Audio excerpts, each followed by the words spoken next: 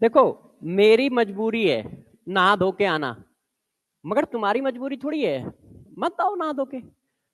है, तुम्हें कौन देखने वाले आने वाले हैं कि नहीं नहा धो के तैयार हो के आओगे? तुम्हें पढ़ने से मतलब है। हाँ, यदि कोई नहा पाता है तो वो नहा ले, मगर कोई ऐसा नहीं जरूरी है। मैं तो क्या है ना, नहाता नहीं हूं तो मेरा एक बाल दिल्ली भाग रहा होता है, एक बाल कलकत्ता भाग रहा होता है। नहाने के बाद ऐसे कर पाते हैं, तो सोचो बिना नहाए कैसे होते होंगे ये।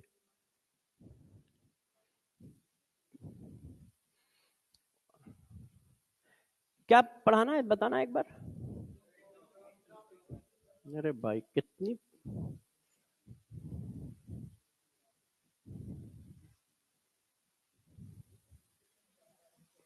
हम्म,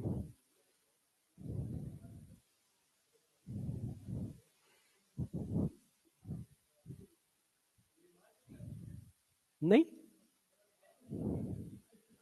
बैच वन कहाँ है? उनको पढ़ाया है, नीचे पढ़ा के उन्हीं से तो आप आए, आपके पास आए हो 9 बजे से। उनकी 9 से 11 थी, तो उनको 11:05 पे या 11:10 पे छोड़ा है। दोनों का हाँ थोड़ा सा आगे पीछे है। अगली बार साथ कर दूंगा, क्योंकि उनको इंट्रोपी पढ़ा चुका हूँ आज। आज उनको भी इंट्रोपी पढ़ा के आया हूँ, तो अब लगभग बराबर हो। अब लगभग बराबर हो। मुझे आइडिया नहीं था कि हाँ बच्चे जो है संडे अंडे को नहीं आते हैं ज्यादा। वन में तो काफी बच्चे थे, टू में बहुत कम लग रहा है, टू और थ्री में। थ्री वालों का तो पेपर है, मगर चलो कोई नहीं। बच्चों का थोड़ा सा रहता है, उनको सर्दी अर्दी ज्यादा लगती है। चलिए पढ़ाता हूँ। वैसे भी अब क्या है ना, अब के जमाने में लेक्चर मिल ही जाता है। मंजिल आपके पास है, मंथन आपके पास है, बस पढ़ने की ख्वाहिश होनी चाहिए। बैच इतने और लेक्चर इतने, असाइनमेंट इतने कि कोई भी बच्चा कुछ भी कर सकता है। बस लगन होनी चाहिए, मेहनत करनी है। नहीं तो आपके पास मंजिल बैच भी फ्री है। मंजिल बैच में भी मेरा पूरा फिजिकल केमिस्ट्री खत्म है। मंथन बैच भी आपको फ्री दिया गया है, उसमें भी मेरा पूरा फिजिकल केमिस्ट्री खत्म है। ठीक है, बाकी टीचरों का भी लगभग खत्म के आसपास ही पहुंच रहे होंगे, क्योंकि वहां पर भी आपके साथ ही सिलेबस खत्म हो जाएगा फरवरी में, वहां पर भी खत्म हो जाएगा ऑनलाइन में भी। हाँ, फरवरी में आपका हो रहा होगा, उनका भी फरवरी में हो रहा होगा, तो फरवरी में उन लोगों का भी खत्म हो जाएगा। तो लेक्चर सब जगह है, सब जगह असाइनमेंट है, टेस्ट है। मंजिल में तो हर संडे टेस्ट होता है। किसी बच्चे का बहुत टेस्ट देने का मन हो, हर संडे दो। उसमें तो हर संडे एक चैप्टर का टेस्ट होता है। एक फिजिक्स का आता है, एक केमिस्ट्री का आता है, एक जूलॉजी का आता है, एक बॉटनी का आता है। उसके बाद ती, 3 संडे के बाद कुमुलेटिव टेस्ट होता है।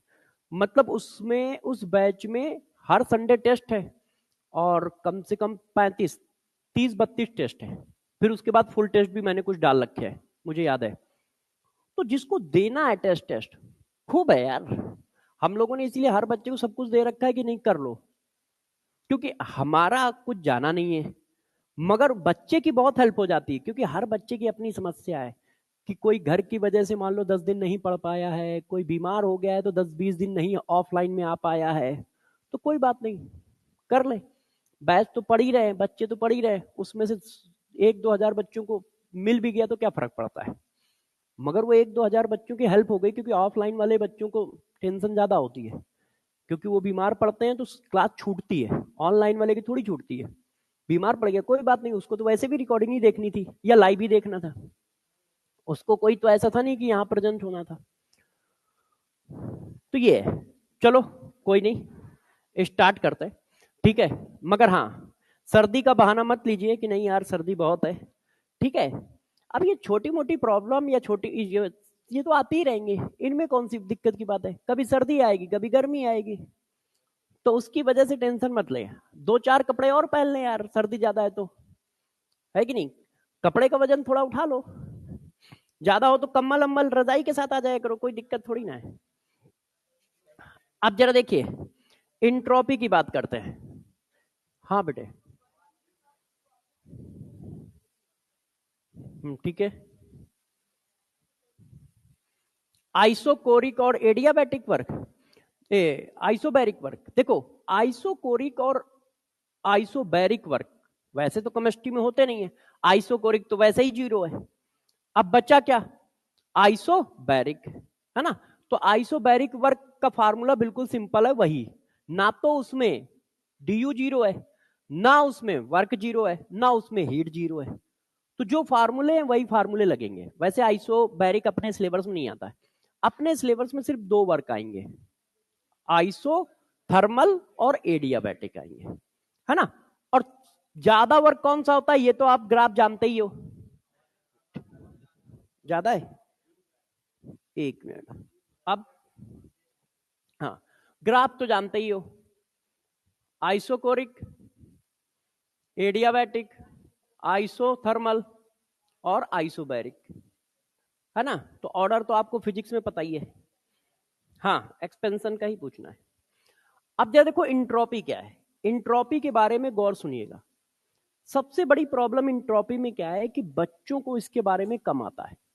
यदि मैं आपसे पूछूं कि इंट्रोपी के कोई 10 सही स्टेटमेंट बता दो, कुछ भी बताओ बस सही होने चाहिए, तो तुम्हें टेंशन हो जाएगी कि 10 सही स्टेटमेंट कुछ भी बता दो बस सही होने चाहिए, तो नहीं बता पाओगे।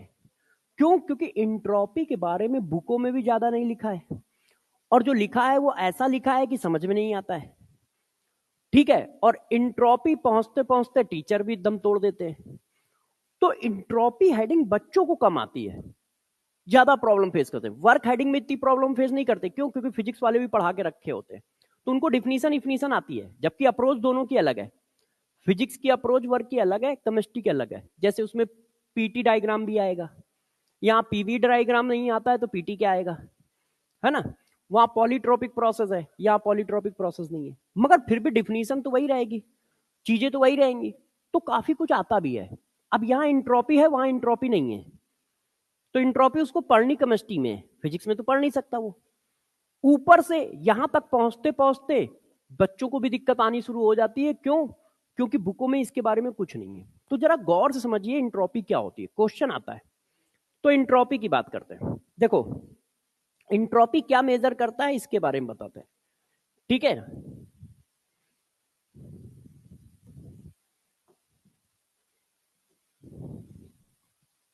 देखिए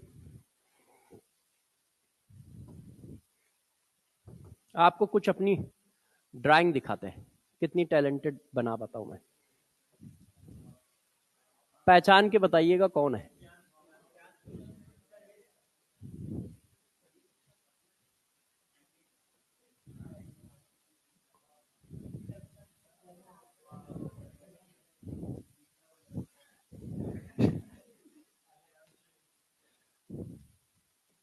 अलग सर तो यार स्मार्ट है। अब जरा देखो यार, ये हमारा एक बंदा बन गया। अरे यार फिर बवाल होगा, नाम लिख देता हूं मगर कट कॉपी पेस्ट नहीं होगा यार। अरे नहीं होगा, वो ऊपर हेडिंग लिखी है ना, इसको अगले पे अलग पेज पे बनाना पड़ेगा।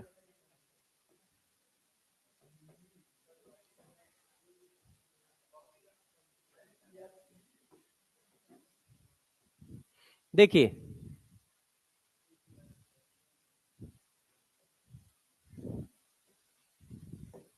गौर से समझिएगा, इंट्रोपी के बारे में डिटेल देते हैं।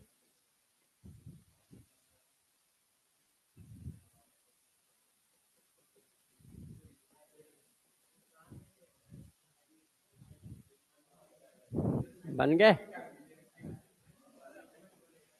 बन गए कि नहीं बन गए कान?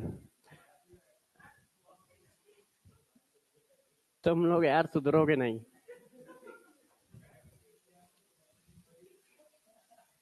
अब जरा देखो, मैंने आपके लिए 3 लोग बना दिए, ठीक है। ये आपके तरुण सर हैं, ये एमडी सर है, और ये बीटी सर है, ठीक है। अब जरा देखो 3 लोग हैं। अब हम बात करने जा रहे हैं इंट्रोपी की। तो देखो इंट्रोपी में क्या करना होता है जरा समझिए, हम लोग क्या चीजों को मेजर करेंगे, ठीक है। ये 3 लोग हैं। अब आप बताओ तरुण सर कितनी लोकेशन चेंज कर सकते हैं। यदि लोकेशन चेंज करने की बात आए तो 3 लोग हैं, तो तरुण सर कितनी लोकेशन चेंज कर सकते हैं। वो एमडी सर की जगह बैठ सकते हैं, वो बीटी सर की जगह बैठ सकते हैं। तो मतलब 2 लोकेशन चेंज कर सकते हैं, जितने लोग हैं उससे एक कम, क्योंकि खुद अपनी लोकेशन पे तो बैठे ही हैं। तो अब वो उठकर कहां जा सकते हैं? 1 2, यही तो हो सकता है। अच्छा मान लो एक पर्सन और बढ़ा दिया जाए, है ना? तो ये लो यार, बी आंसर कर दिया। अब तरुण सर कितनी लोकेशन चेंज कर सकते हैं? 3। नंबर बढ़ते चले जा रहे हैं। अच्छा मान लो एक लोकेशन और बढ़ा दें हम, है ना? एसकेडी सर नाम है उनका, सुधांशु कुमार दुबे। तो देखो, तो अब कितनी लोकेशन चेंज कर सकते हैं? 4। तो आप देखते हो कि इंट्रोपी, इंट्रोपी क्या मेजर करता है? तो गौर से समझो, इंट्रोपी इसी तरह से एनर्जी लेवल की लोकेशन के चेंज को मेजर करता है। मगर हम सिंपल लैंग्वेज में समझाने के लिए कहते हैं कि इंट्रोपी रैंडमनेस को मेजर करता है। रैंडमनेस का मतलब क्या है?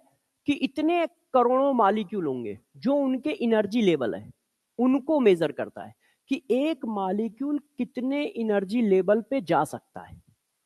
एक मॉलिक्यूल कितने एनर्जी लेवल पे जा सकता है। जैसे एक व्यक्ति कितनी लोकेशन को चेंज कर सकता है?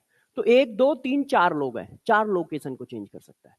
इसी तरह से इस लोकेशन को एनर्जी से रिप्लेस करा दो, तो एक मॉलिक्यूल कितनी एनर्जी लेवल को चेंज कर सकता है? 4। क्यों? आपको पता है, जैसे मान लो 1 मोल गैस ले ली, तो 1 मोल गैस में खरबों एटम होंगे। अब उनकी सबकी एनर्जी सेम होती है क्या? नहीं। तो इसका मतलब बहुत सारे एनर्जी लेवल है। तो वो मॉलिक्यूल किस किस एनर्जी लेवल पे जाएगा, उसको मेजर करता है इंट्रोपी। इसी को कहते हैं रैंडमनेस। रैंडमनेस का मतलब क्या है? एनर्जी लेवल पे जाना, नए नए एनर्जी लेवल को जाना। इसको सिंपल फॉर्म में नाम दिया जाता है रैंडमनेस, और बहुत सिंपल फॉर्म में हम कहते हैं लोकेशन का चेंज, क्योंकि एनर्जी एनर्जी दिखती दिखती नहीं है, मगर ये चीज समझाई जा सकती है। तो लोकेशन के चेंज को काउंट कर रहा है कौन? इंट्रोपी। तो इंट्रोपी क्या मेजर करता है? इंट्रोपी मेजर करता है, इट इज मेजर रैंडमनेस या डिसऑर्डरनेस ऑफ प्रोसेस। किसी भी प्रोसेस के रैंडमनेस या डिसऑर्डरनेस को मेजर करता है। मतलब वो ये मेजर करता है कि एक मॉलिक्यूल कितने एनर्जी लेवल पे जाएगा, और कितने एनर्जी लेवल पॉसिबल होंगे। जितने ज्यादा मॉलिक्यूल होंगे उतने ज्यादा एनर्जी लेवल पॉसिबल होंगे। जैसे इन सबकी एनर्जी अलग अलग है, सबकी एनर्जी सेम नहीं है। तो अब तरुण सर कितने एनर्जी लेवल पे जा सकते हैं? एक एमडी सर के एनर्जी लेवल पे जा सकते हैं, एक बीटी सर के एनर्जी लेवल पे जा सकते हैं, एक बीएन सर के एनर्जी लेवल पे जा सकते हैं, एक सुधांशु सर के एनर्जी लेवल पे जा सकते हैं। तो यही चीज है रैंडमनेस, और इसी को कैलकुलेट करता है इंट्रोपी। तो इंट्रोपी मेजर, सिंपल फॉर्म में हम उसको रैंडमनेस बोल देते हैं। Entropy measure randomness and disorderness of process, कि उस प्रोसेस में कितना रैंडमनेस है, उस प्रोसेस में कितना डिसऑर्डरनेस है, इसको मेजर करता है। तो लोगों ने कहा ठीक है यार, मान लेते हैं। अब इसको हम रिप्रेजेंट किससे करते हैं? तो जब इसको रिप्रेजेंट करने की बारी आती है तो हम इसको रिप्रेजेंट करते हैं एस से, और चेंज इन इंट्रोपी को रिप्रेजेंट करते हैं, चेंज इन इंट्रोपी इसको रिप्रेजेंट कर देते हैं डीएस से या डेल्टा एस से। ये चेंज को रिप्रेजेंट करता है, और चेंज का मतलब क्या होता है हमेशा? फाइनल माइनस इनिशियल,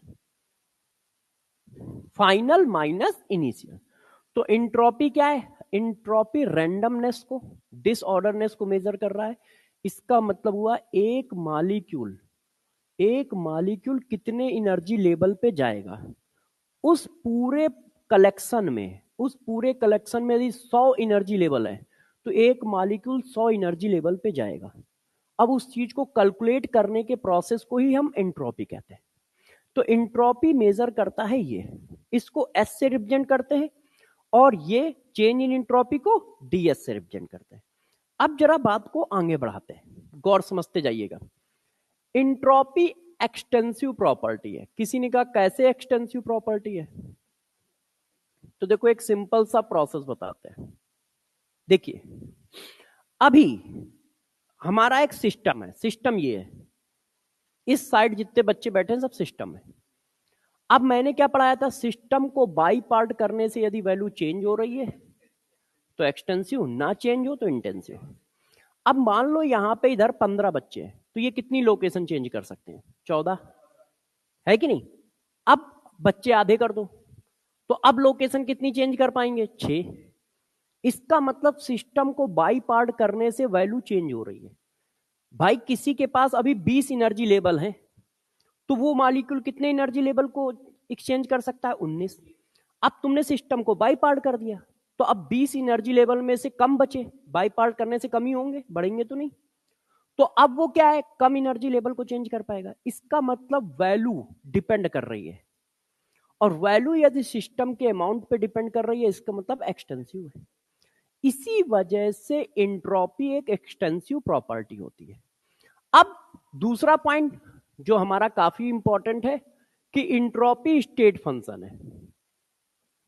एंट्रोपी जो है वो स्टेट फंक्शन है, तो हमें ये याद रखना होगा कि एंट्रोपी स्टेट फंक्शन है, क्योंकि वर्क, हीट, हीट कैपेसिटी और डिस्टेंस पाथ फंक्शन है, इसके अलावा सब स्टेट फंक्शन है।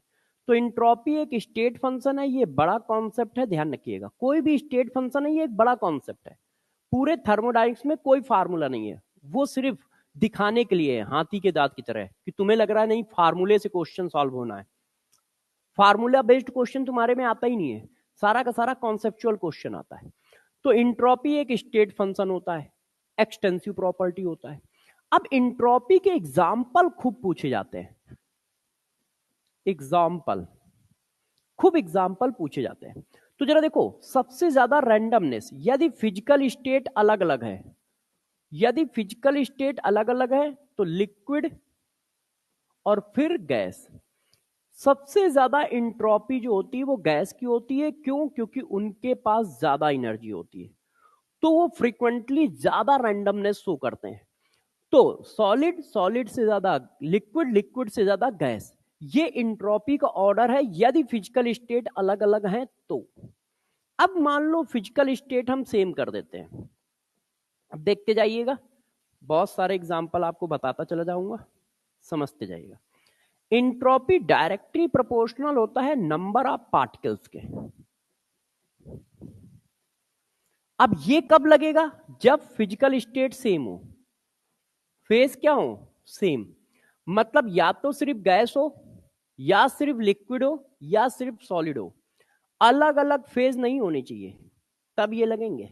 अलग अलग फेज पे तो ये लगेगा, ठीक है। अब जैसे किसी ने कहा, क्वेश्चन भी कराता जाऊंगा, ए, 1 मोल हमारे पास ऑक्सीजन गैस है, बी, 2 मोल हमारे पास ऑक्सीजन गैस है। अब वो कह रहा है इंट्रोपी ज्यादा किसकी है, तो 2 मोल की। क्यों, क्योंकि ये ज्यादा लोकेशन एक्सचेंज कर पाएगा, नंबर ज्यादा है तो ज्यादा एक्सचेंज आएगा। तो अब हम क्या कहेंगे कि इंट्रोपी किसकी ज्यादा है, 2 मोल की ज्यादा है। मतलब इंट्रोपी का ऑर्डर हम बोलेंगे कि भाई बी ग्रेटर देन ए होगा। इंट्रोपी बी की ज्यादा होगी क्योंकि बी में नंबर ज्यादा है, इसलिए बी की इंट्रोपी ज्यादा होगी। बच्चों ने कहा सर ठीक है। अब और जरा समझिए इस बात को ध्यान से। इंट्रोपी डायरेक्टली प्रोपोर्शनल होती है टेम्परेचर के। जब नंबर क्या हो, कांस्टेंट हो, सेम हो। फॉर एग्जाम्पल जैसे ये देखो, मैंने कहा यार 1 मोल ऑक्सीजन गैस है 300 केल्विन पे, और 1 मोल ऑक्सीजन गैस है 400 केल्विन पे, तो इंट्रोपी बताओ किसकी ज्यादा है। अब यहां नंबर कांस्टेंट है, फिजिकल स्टेट कांस्टेंट है, टेम्परेचर वेरिएबल है, तो जितना ज्यादा टेम्परेचर उतना ज्यादा रैंडमनेस। तो इसका मतलब इंट्रोपी का ऑर्डर क्या आएगा, बी ग्रेटर देन ए आएगा। अगला point, entropy directly directly proportional होता है एटॉमिसिटी के। ये कब लगेगा? जब नंबर और टेम्परेचर दोनों सेम हो। फॉर एग्जाम्पल जैसे ये देखो, 1 मोल ऑक्सीजन गैस और 1 मोल ओजोन गैस। अब मैंने कहा बताओ इंट्रोपी किसकी ज्यादा है? तो एटॉमिसिटी किसकी ज्यादा है? O3 में एटॉमिसिटी ऑक्सीजन की 3 है, O2 में एटॉमिसिटी 2 है। तो इसका मतलब ओजोन की इंट्रोपी ज्यादा होगी ऑक्सीजन से। नंबर सेम है, टेम्परेचर की बात नहीं कर रहा है, इसका मतलब टेम्परेचर सेम होगा। टेम्परेचर की बात नहीं कर रहा है, इसका मतलब क्या है? टेम्परेचर सेम होगा। तो एटॉमिसिटी किसकी ज्यादा है? इसकी। तो इंट्रोपी किसकी ज्यादा होगी? इसकी। ये देखो, इतनी बात क्लियर है सबको? अच्छा, अब और देखिए। अच्छा तो मान लो कहीं पर एटॉमिसिटी भी सेम कर दे, तब कि मैंने नंबर भी सेम कर दिए, फिजिकल स्टेट भी सेम कर दी और एटॉमिसिटी भी सेम कर दी, तब हम इंट्रोपी कैसे निकालेंगे? तो उसका जरा बात समझिएगा कि इंट्रोपी तब कैसे निकालोगे।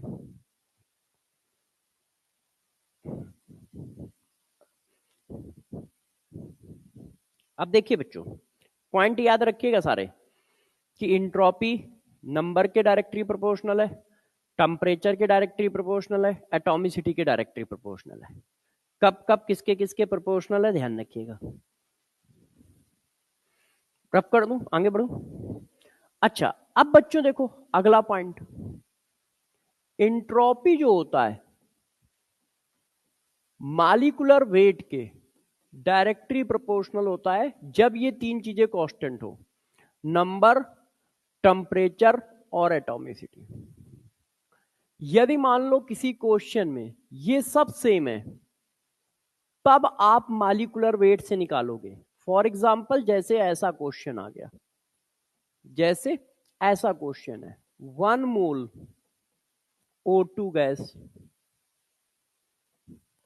1 मोल नाइट्रोजन गैस। अब आप चेक करो, नंबर सेम है, एटॉमिसिटी सेम है, टेम्परेचर की चर्चा नहीं चल रही, इसका मतलब टेम्परेचर भी सेम है। तो अब पीछे जितना पढ़ाया उनमें से किसी से नहीं निकलेगा, है कि नहीं? देखो नंबर सेम है, टेम्परेचर सेम है और एटॉमिसिटी सेम है। तो अब मॉलिक्यूलर वेट पे जाओगे कि अब हम मॉलिक्यूलर वेट से निकालेंगे। तो इंट्रोपी जिसका मॉलिक्यूलर वेट ज्यादा हो, और मॉलिक्यूलर वेट किसका ज्यादा है? ऑक्सीजन 32 होता है और नाइट्रोजन 28 होता है। क्लियर है ये बात? समझ पा रहे हो सब लोग? क्लियर? अच्छा, अब नेक्स्ट पॉइंट जरा समझो। इंट्रोपी जो है, यदि आप मिक्सिंग करोगे, entropy increases on mixing of gas, solid and liquid and solid. आप यदि किसी भी तरह की मिक्सिंग कर रहे हो तो इंट्रोपी बढ़ेगी। जैसे इधर 15 बच्चे बैठे, तो ये लोकेशन कितनी चेंज कर सकते हैं? 14। अब मैंने मिक्सिंग कर दी, ये वाले बच्चे भी मिला दिए, अब टोटल हो गए 30। तो अब ये कितनी चेंज कर पाएंगे? 29। तो जब भी मिक्सिंग करोगे तो नंबर बढ़ेगा, और नंबर बढ़ेगा तो चेंज की वैल्यू बढ़ेगी, चेंज की वैल्यू बढ़ेगी। तो इसीलिए जब भी कहीं मिक्सिंग की जाए तो इंट्रोपी हमेशा क्या होगी? प्लस आएगी। डीएस की वैल्यू क्या होगी? पॉजिटिव होगी। चेंज इन इंट्रोपी कैसी होगी? पॉजिटिव। इसी वजह से आप देखो, जब मैंने आइडियल नॉन आइडियल सोल्यूशन पढ़ाया था, तो आइडियल सोल्यूशन की भी entropy change positive, negative deviation की भी इंट्रोपी चेंज पॉजिटिव, और पॉजिटिव डेविएशन की भी इंट्रोपी चेंज पॉजिटिव। क्योंकि हर एक केस में आप 2 लिक्विड को मिला रहे थे, 2 लिक्विड को मिला रहे थे, इसका मतलब मिक्सिंग कर रहे थे। मिक्सिंग करते हो तो एक्सचेंज वैल्यू बढ़ जाती है।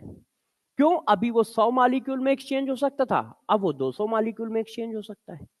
तो सबकी एक्सचेंज बढ़ गई, और वही एक्सचेंज तो रैंडमनेस है। तो जब भी किसी को मिलाओगे तो इंट्रोपी बढ़ेगी, ध्यान रखिएगा, पॉजिटिव वैल्यू आएगी। चाहे वो गैस को मिलाओ, चाहे वो लिक्विड को मिलाओ, चाहे वो सॉलिड को मिलाओ, किसी को भी मिलाओ, इंट्रोपी की वैल्यू पॉजिटिव आएगी, मतलब इंट्रोपी इंक्रीज करेगी। क्लियर है? अच्छा, अब और आगे बढ़ते हैं, जरा इस प्रोसेस को देखो। मिक्सिंग कर ली। एक और बात है, इंट्रोपी जो होती है, प्योर सब्सटेंस की इंट्रोपी कम होती है, और की इंट्रोपी ज्यादा होती है। और में रेंडमनेस ज्यादा है, क्योंकि डिफरेंट टाइप के मॉलिक्यूल है, तो डिफरेंट टाइप के मॉलिक्यूल में डिफरेंट टाइप के एनर्जी लेवल होंगे, तो वहां रेंडमनेस ज्यादा होती है। और प्योर सब्सटेंस में एक ही टाइप के मॉलिक्यूल मिलेंगे। तो यदि कभी और का कंपेयर करें कि भाई इंट्रोपी इनमें से किसकी ज्यादा है, कॉपर मेटल की या कॉपर पराइड की, तो कॉपर पराइड की, वो कॉपर का और है CuFeS2, है ना। मेटलर्जी अब सिलेबस में नहीं है शायद ना। हाँ, तो अब जरा देखो एंट्रोपी जो है, और रूल एंट्रोपी। अब किसी प्रोसेस की एंट्रोपी, जैसे वेपराइजेशन, अब यदि हम वेपराइजेशन की एंट्रोपी निकालें तो वो कैसे आएगी। वेपराइजेशन में क्या होता है, हम लिक्विड से वेपर जाते हैं, तो जब लिक्विड से वेपर जा रहे हो मतलब लिक्विड से गैस बन रही है, और गैस की ज्यादा होती है, तो इसका मतलब इंट्रोपी बढ़ रही है। तो चेंज इन इंट्रोपी कैसा आएगा, पॉजिटिव। तो वेपराइजेशन की चेंज इन इंट्रोपी पॉजिटिव है, क्यों, क्योंकि आप लिक्विड से गैस जा रहे हो। अच्छा, इसी तरह से सब्लिमेशन की बताओ। तो सब्लिमेशन में आप सॉलिड से गैस जाओगे तो भी इंट्रोपी बढ़ेगी, तो डेल्टा एस का साइन कैसा आएगा, पॉजिटिव। क्लियर है कि नहीं? क्यों, क्योंकि आप सॉलिड से गैस में जा रहे हो, तो चेंज इन एंट्रोपी क्या है, गैस माइनस सॉलिड, और गैस की ज्यादा है तो साइन पॉजिटिव आ जाएगा। ये बात समझ पा रहे हो सब लोग, कैसे चल रहा है, समझ पा रहे हो ना? अच्छा, अब आप बताओ, क्रिस्टलाइजेशन हो रहा है,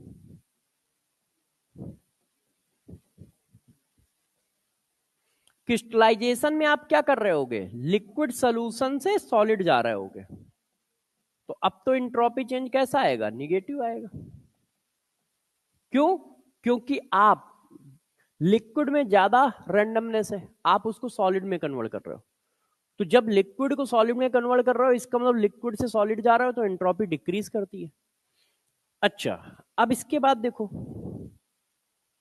और प्रोसेस की बात थोड़ी सी कर लेते हैं, क्योंकि बहुत सारे प्रोसेस आते हैं। अब देखो, यदि किसी सॉल्ट को, एसिड को या बेस को आप पानी में डालते हो तो एंट्रोपी इंक्रीज करेगी। रीजन, नंबर बढ़ते हैं, नंबर ऑफ आयंस या पार्टिकल्स इंक्रीज होते हैं। कैसे, क्योंकि ये सब पानी में जाके क्या होते हैं, आयोनाइज होते हैं। एक मोल डालोगे 2 मोल हो जाएंगे, 1 मोल NaCl डालो तो 2 मोल पार्टिकल मिल जाएंगे, क्योंकि एक मॉलिक्यूल क्या करेगा, 2 आयन में कन्वर्ट होगा, एक बनाएगा Na आयन, एक बनाएगा Cl आयन। तो नंबर बढ़ रहा है, और नंबर बढ़ रहा है तो एंट्रोपी बढ़ रहा है।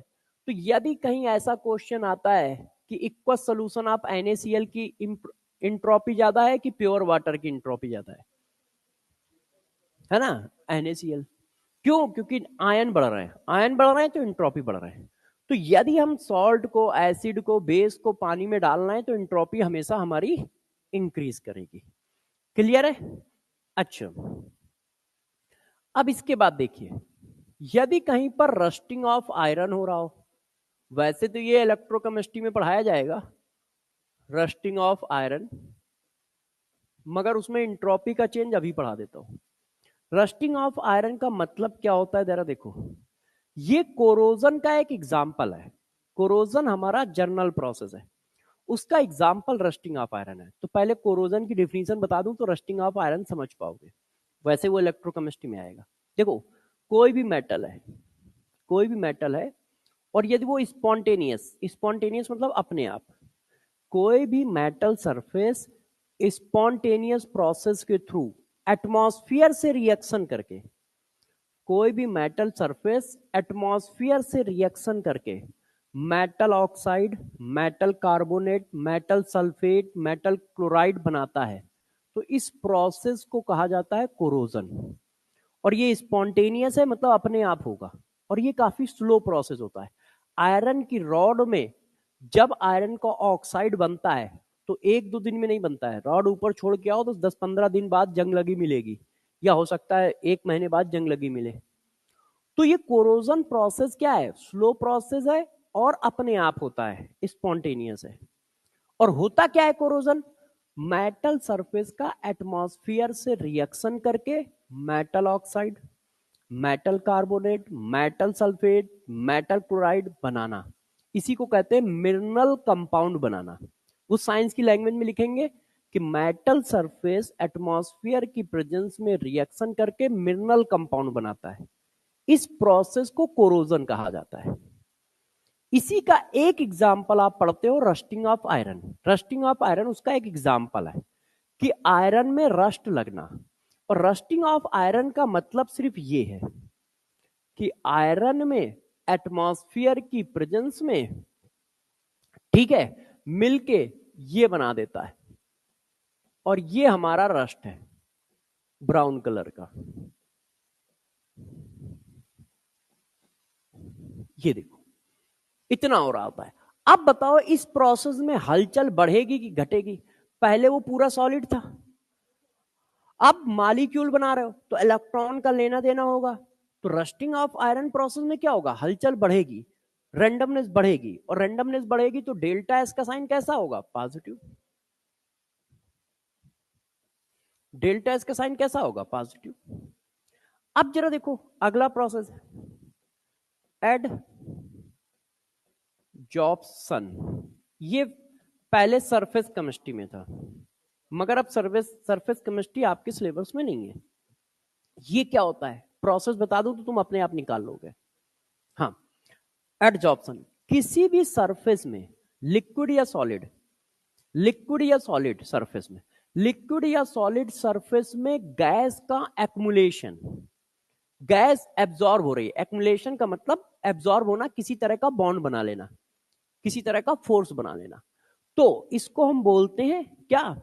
कि किसी भी तरह का हमारा सरफेस है, सपोज करो ये सॉलिड सरफेस है या लिक्विड सरफेस है, इसमें गैस का एक्मुलेशन, ये गैस है, ये गैस है, गैस मिक्सचर भी हो सकता है, गैस भी हो सकता है। अब ये इसमें क्या हो रही है? एक्मुलेट हो रही है, इस तरह से एक्मुलेशन कर रही है, एब्जॉर्ब हो रही है ऐसे, ये एडजॉर्प्शन है ऐसे। अब बताओ, पहले गैस मॉलिक्यूल थे, जब एब्जॉर्ब हो जाएंगे तो नंबर कम होंगे, और एब्जॉर्ब हो जाएंगे तो क्या उतना फ्री मूव कर पाएंगे? नहीं कर पाएंगे। इसका मतलब एडजॉर्प्शन प्रोसेस में रैंडमनेस डिक्रीज कर रहा है।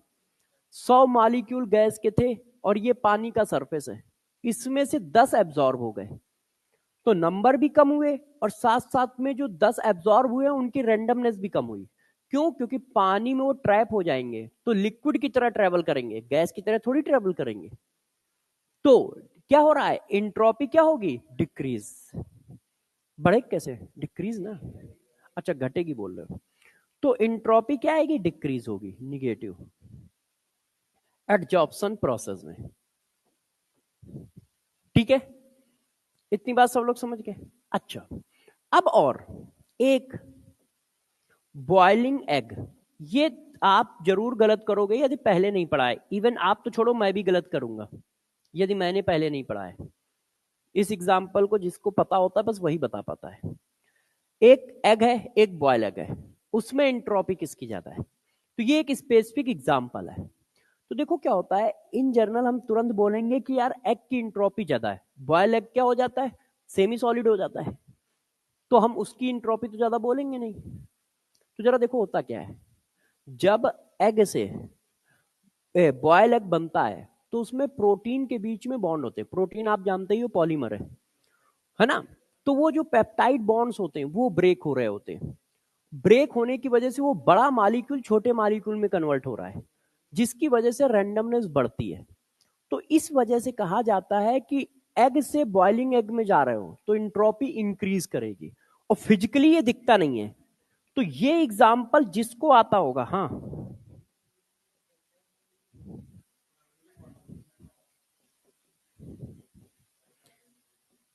एक मिनट रुक जाओ। यदि हाइड्रोजन बॉन्ड भी टूटेगा तो नंबर तो कम हो जाएंगे, रेंडमनेस तो बढ़ ही जाएगा ना। तो जरा देखो होता क्या है कि जब आप एक्स से बॉयल एग जाओगे तो इंट्रोपी बढ़ेगी। फिजिकली क्या समझ में आता है कि ये लिक्विड से सेमी सॉलिड जा रहा है। रीजन क्या है? रीजन ये है कि हमारे जो प्रोटीन के बॉन्ड है वो ब्रेक हो रहे होते हैं, हाइड्रोजन बॉन्ड हमारे ब्रेक हो रहे होते हैं, जिससे मॉलिक्यूल का रैंडमनेस बढ़ेगा। किसी भी तरह का अट्रैक्शन ब्रेक होगा तो रैंडमनेस बढ़ेगा। तो हो सकता है ऐसे एग्जाम्पल पूछ लिए जाए। तो ये कोई प्रोसेस नहीं है, एक सिंपल सा एग्जाम्पल है, इसको बस ध्यान रखिएगा। अब जरा देखो यार बच्चों, अभी भी है entropy change in chemical reaction. Entropy change in chemical reaction. किसी केमिकल रिएक्शन में एंट्रोपी चेंज कैसे निकालोगे? तो देखो एंट्रोपी चेंज का साइन और डेल्टा एनजी का साइन सेम होता है। हमें वैल्यू थोड़ी निकालनी है, हमें तो इंक्रीज डिक्रीज निकालना है, और इंक्रीज डिक्रीज के लिए बस हमें साइन मिल जाए। प्लस है तो इंक्रीज, माइनस है तो डिक्रीज।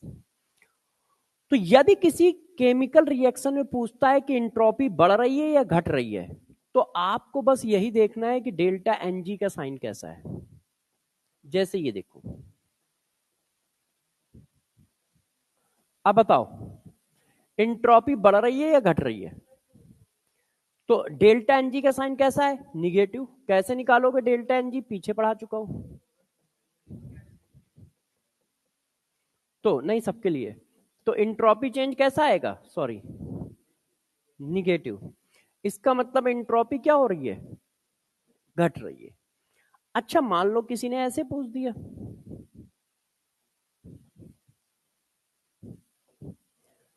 यदि कोई रिएक्शन टोटल सॉलिड फेज पे हो रही है तो नहीं पकड़ पाओगे, तो आपको कुछ दूसरे कॉन्सेप्ट लगाने हैं। ये देखो, अब डेल्टा एनजी की कैसी वैल्यू आएगी? पॉजिटिव। तो एंट्रोपी चेंज कैसा आएगा? पॉजिटिव। ये देखो, तो किसी केमिकल रिएक्शन में भी पूछेगा इनमें से कौन सी रिएक्शन में इंट्रोपी इंक्रीज कर रही है, इसमें कौन सी रिएक्शन में इंट्रोपी डिक्रीज कर रही है। तो डेल्टा एनजी का साइन देख लो, यदि रिएक्शन हो रही है, और रिएक्शन ना हो के कोई प्रोसेस है तो पीछे पढ़ाया ही है। तो यदि केमिकल रिएक्शन हो रही होगी तो जो डेल्टा एनजी का साइन होगा वही इंट्रोपी का साइन होगा, और डेल्टा एनजी का साइन हम निकाल लेते हैं तो हमें इंट्रोपी का साइन तुरंत पता चल जाएगा। तो अभी तक हम लोग इंट्रोपी की डिफिनीशन पढ़ रहे थे, उस डिफिनीशन के बहुत सारे एग्जाम्पल पढ़े कि हाँ भाई किस किस सिचुएशन में क्या क्या होगा। अब जरा गौर से देखिएगा।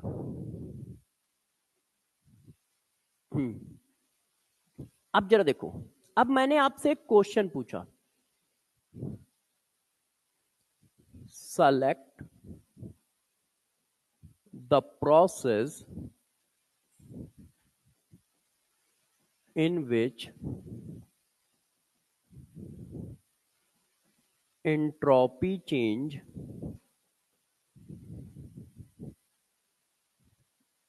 decreases.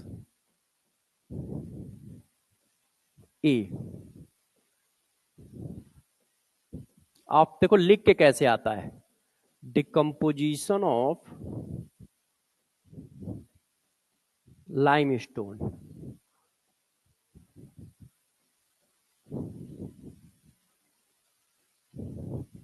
दो, है ना, common salt in water,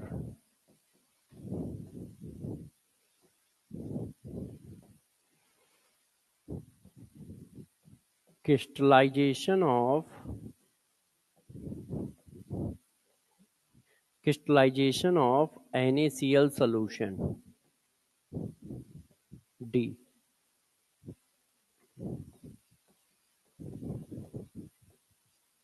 sublimation.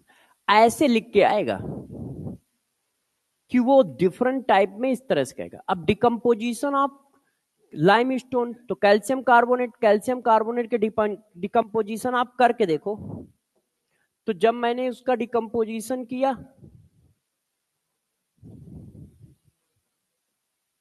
तो ये सॉलिड, ये गैस, डेल्टा एनजी की वैल्यू पॉजिटिव है तो एंट्रोपी बढ़ेगी, तो ये आंसर नहीं है। आप कॉमन सॉल्ट को पानी में डालोगे तो एंट्रोपी बढ़ेगी क्योंकि नंबर ऑफ आयन बढ़ेंगे, ये आंसर नहीं है। अब क्रिस्टलाइजेशन में आयन का मूवमेंट कम होगा क्योंकि आप इक्वस सॉल्यूशन से सॉलिड में जाओगे, तो इक्वस सॉल्यूशन से सॉलिड में जाओगे तो यहां पर एंट्रोपी क्या होगी, डिक्रीज। और सब्लिमेशन सॉलिड से गैस में जा रहे हो तो एंट्रोपी क्या हो रही है, बढ़ रही है, एंट्रोपी क्या होगी, बढ़ेगी। तो इस तरह का आपके पास ऑप्शन मिलेंगे। बच्चों ने कहा सर ठीक है, किसी ने पूछा कितनी बढ़ेगी, कितनी कम होगी, ये तो बताओ। आपने अभी तक एंट्रोपी की डेफिनेशन बताई और इंक्रीजिंग डिक्रीजिंग बढ़ाया, मगर कितनी बढ़ेगी, कितनी कम होगी और कितनी एंट्रोपी निकलेगी। तो अब इसका मैथमेटिकल फॉर्म देखते हैं, मतलब जिसको आप फार्मूला फॉर्म कहते हो। तो जरा देखो, अब इसका मैथमेटिकल फॉर्म पढ़ते हैं।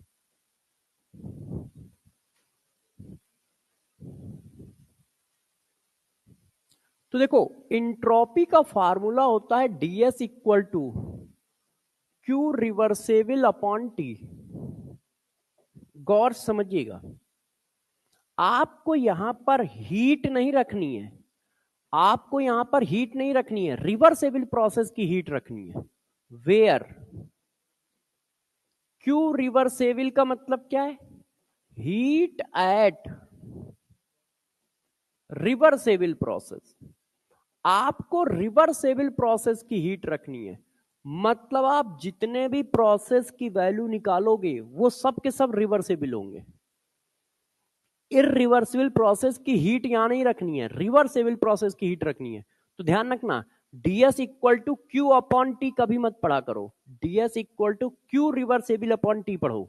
उससे तुम्हारे दिमाग में रहेगा कौन सी हीट रखनी है, हीट एट रिवर्सेबल प्रोसेस। और टी वही हमारा पुराना टेम्परेचर, ठीक है। हाँ, एब्सोल्यूट वैल्यू है तो हमेशा केल्विन में आएगी। अब जरा मेरे को एक बात बताना, इसकी यूनिट क्या बनेगी भाई, यूनिट भी तो बनेगी। तो यूनिट इस हिसाब से कैसे बनेगी एंट्रोपी की, जूल पर केल्विन, है कि नहीं। अच्छा, अब एक और बात जरा समझना, ds इक्वल टू आ गया q अपॉन टी, क्लियर है। इसका मतलब आप क्या कह रहे हो, टी के क्या है, अभी तुम क्या लिख के आए हो, ये रहता जो फैलाने की आदत है तुम्हारी ना, तुम सुधरो नहीं। ये देखो, सुधरोगे नहीं। अब दोनों को डिफाइन करो, ये जो बवाल काटा है तुमने, इधर तुम डायरेक्टली प्रोपोर्शनल लिख रहे हो, उधर इनवर्सली प्रोपोर्शनल लिख रहे हो, बताइए। हाँ हाँ, बताओ बताओ, कुछ भी बताओ। अच्छा ठीक है, गुड, वेरी गुड, और बताइए। ठीक है, और यदि दोनों बातें सही हैं तो सही कैसे हैं, तो गौर से बताता हूं, तुमने ध्यान नहीं दिया। ये एब्सोल्यूट वैल्यू लिखी है, इंट्रोपी। टेम्परेचर बढ़ाते जाओगे तो इंट्रोपी बढ़ता जाएगा, मगर चेंज कम होता जाएगा। फॉर एग्जाम्पल मैं थोड़ा समझाता हूं तो थोड़ा सा आइडिया लगेगा, है ना। एक गैस 20 डिग्री सेंटीग्रेड पर थी, एक गैस 20 डिग्री सेंटीग्रेड पर थी, उसकी इंट्रोपी की वैल्यू जो है 10 थी। हमने टेम्परेचर बढ़ा के 30 किया, इंट्रोपी की वैल्यू आई 15, चेंज कितना आया, 5। हमने टेम्परेचर बढ़ा के 40 किया, इंट्रोपी की वैल्यू आई 18। इंट्रोपी देखो बढ़ रही है, टेम्परेचर बढ़ रहा है, इंट्रोपी बढ़ रही है। अब चेंज कितना आया, 3। टेम्परेचर बढ़ रहा है, चेंज कम हो रहा है, पहले 5 था 3 हुआ, मैंने टेम्परेचर बढ़ा के किया 50, इंट्रोपी की वैल्यू आई 19। तो टेम्परेचर बढ़ रहा है, इंट्रोपी बढ़ रही है। 10 से 15, 15 से 18, 18 से 19, तो बढ़ तो रही है। अब चेंज कितना आया? 2। चेंज कम होता चला जा रहा है। तो यार ये एब्सोल्यूट वैल्यू लिखी है और ये चेंज लिखा है, तो इस रहते को संभाल लेना। दोनों में डिफरेंस क्या है? ये जो है डिफरेंस है, चेंज है ना। डीएस लिखा है ना, डीएस का मतलब चेंज, और वो एब्सोल्यूट वैल्यू की बात की गई है। तो जब हम टेम्परेचर बढ़ाएंगे तो इंट्रोपी बढ़ती चली जाएगी, मगर चेंज घटता जाएगा। फॉर एग्जाम्पल कुछ ऐसे, मैंने कहा जब 20 डिग्री सेंटीग्रेड था तो इंट्रोपी की वैल्यू 10 थी। अब टेम्परेचर बढ़ा के आया अब 30, इंट्रोपी की वैल्यू बढ़ी 15। तो पहले कितनी थी? 10, बढ़ के कितनी हुई? 15। तो टेम्परेचर बढ़ रहा है, इंट्रोपी बढ़ रही है। अब चेंज कितना हुआ भाई? डीएस कितना आएगा? 5 आएगा ना। फाइनल माइनस इनिशियल, फाइनल 15 थी, इनिशियल 10 है, तो चेंज कितना आया? 5। ठीक। अब मैंने इस टेम्परेचर को किया 40 डिग्री, इंट्रोपी बढ़ के हो गई जाके 18। तो टेम्परेचर बढ़ रहा है, इंट्रोपी बढ़ रही है, डायरेक्टली प्रोपोर्शनल चल रहा है। अब चेंज बताओ, तो चेंज कितना आया? 15 से 18 गए ना आप, तो चेंज आया 3। पहले चेंज 5 था, अब चेंज 3 है, तो चेंज देखो डिक्रीज कर रहा है। टेम्परेचर बढ़ रहा है, चेंज कम हो गया, 5 अब 3। अब तुमने इंट्रोपी टेम्परेचर बढ़ाया कितना? 50, इंट्रोपी पहुंची 19। तो टेम्परेचर बढ़ता जा रहा है, इंट्रोपी बढ़ती जा रही है। टेम्परेचर 20 से 30 किया तो वो 15 हुई, आपने 40 किया वो 18 हुई, आपने 50 किया वो 19 हुई। तो डायरेक्टली प्रोपोर्शनल तो है, बढ़ रही है। अच्छा अब चेंज पे आओ, 10 से 15 गए 5 का चेंज, 15 से 18 गए 3 का चेंज, 18 से 19 गए 1 का चेंज। तो चेंज कम हो रहा है, तो वो चेंज लिखा है और वो एब्सोल्यूट वैल्यू लिखी है। दोनों में ये डिफरेंस है। तो जब आप पढ़ोगे जल्दी जल्दी में ना, तो जब आगे पढ़ के पीछे आए और किसी ने थोड़ा सा सोच लिया, वैसे ही वो फंस जाएगा, जैसे सोचेगा कि यार ये रहता है कहीं ना कहीं गड़बड़ है, कि एक बार हमने डायरेक्टली लिख रखा है, एक बार इनवर्सली लिख रखा है। तो दोनों में डिफरेंसेस समझ गए, दोनों सही लिखे हैं, और दोनों का डिफरेंस क्या है? वो एब्सोल्यूट वैल्यू है, ये चेंज है। क्लियर है? चलो अब कहानी को आगे बढ़ाते हैं। तुमने कहा कि यार इंट्रोपी का फार्मूला तो आ गया, ds equal to Q reversible upon t. मतलब ये हीट नहीं है, फिर से सुन लो, बार बार बोल रहा हूं, ये हीट नहीं रखनी है, रिवर्सेबल प्रोसेस की हीट रखनी है। ऐसा नहीं है कि कोई भी हीट रख दोगे फार्मूले में। फार्मूले में साफ कहा गया है कि रिवर्सेबल प्रोसेस की हीट यहां पे रखी जाएगी। तो मैंने कहा ठीक है यार, अब रिवर्सेबल प्रोसेस की हीट क्या होगी, कैसे निकाली जाएगी, तो अब एक एक करके हम इधर बसते हैं। देखो पहला पॉइंट, यदि हमारा प्रोसेस साइक्लिक है, साइक्लिक प्रोसेस का डेल्टा एस बताओ कितना होगा? बताइए। ये स्टेट फंक्शन है, तो यदि ये स्टेट फंक्शन है तो इसके डीएस की वैल्यू क्या होगी? 0। क्यों?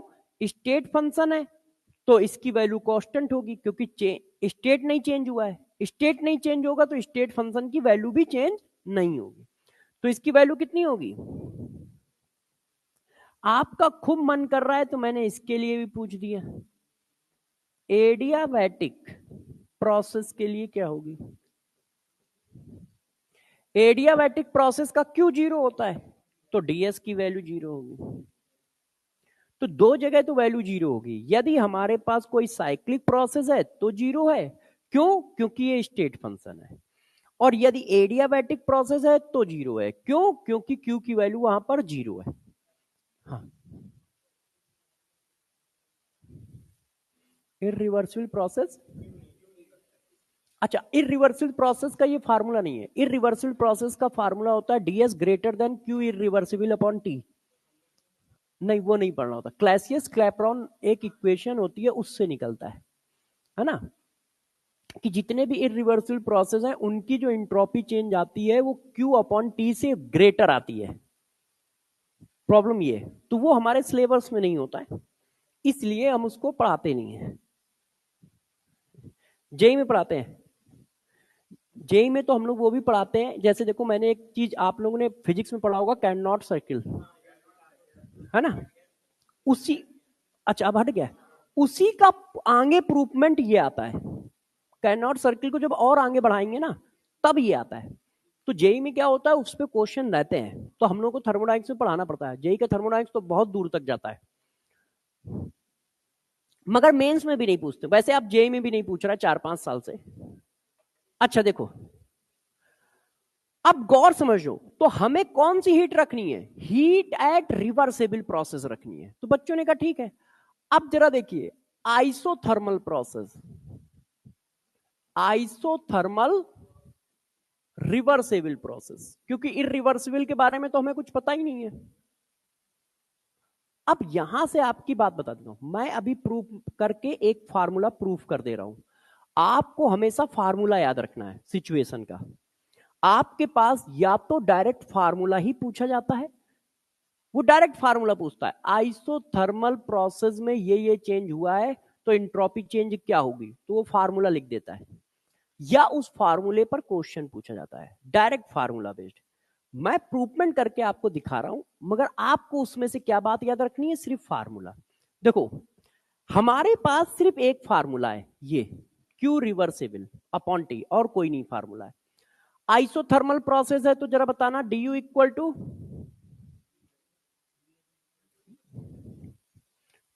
आइसोथर्मल प्रोसेस है तो टेम्परेचर कांस्टेंट है। आइडियल गैस के लिए टेम्परेचर, इंटरनल एनर्जी और इंथैल्पी सिर्फ टेम्परेचर पे डिपेंड करते हैं। टेम्परेचर चेंज नहीं हो रहा है तो इनकी वैल्यू चेंज नहीं होगी, और जब इनकी वैल्यू नहीं चेंज होगी तो वर्क की वैल्यू कितनी आ रही है, क्यू की वैल्यू कितनी आ रही है?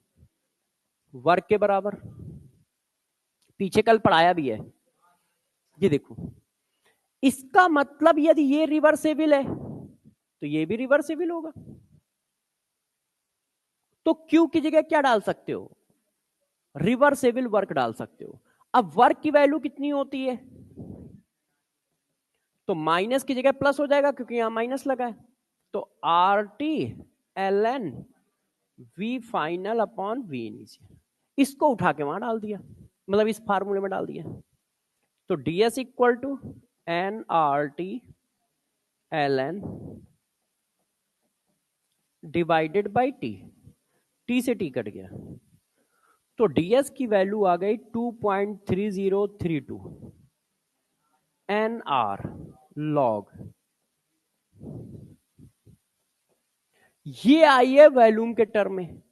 मान लो वैल्यूम ना दिया हुआ, प्रेशर दिया हुआ,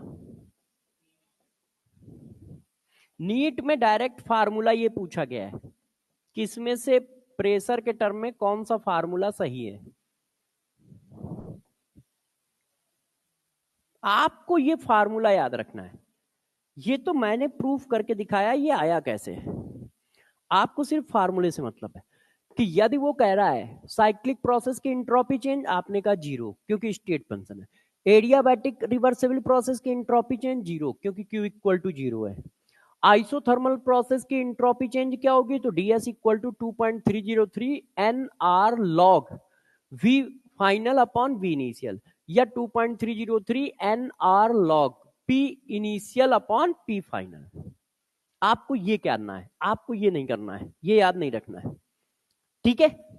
अच्छा, अब मान लो प्रोसेस हुआ हमारा ये फार्मूले याद रखिएगा, ये वो। अब ये मैंने पूरा प्रोसेस लिख दिया है, मैं डायरेक्ट फार्मूला भी लिख सकता था, मगर ये होता फिर आ कहां से रहा। मगर आपको हमेशा ये फार्मूले पर बेस्ड क्वेश्चन आएगा, यदि आएगा तो। आप में तो थोड़ा जेई में फार्मूले पर बेस्ड आता है, वहां पर भी ज्यादा नहीं घुमा पाते हैं क्योंकि बहुत टफ हो जाता है फिर तो। थर्मोडायनेमिक्स बहुत बहुत बड़ा टॉपिक है, मतलब आप थर्मोडायनेमिक्स कम से कम मुझे 6 महीने दे दो तो मैं 6 महीने पढ़ा सकता हूँ आराम से पूरा थर्मोडायनेमिक्स।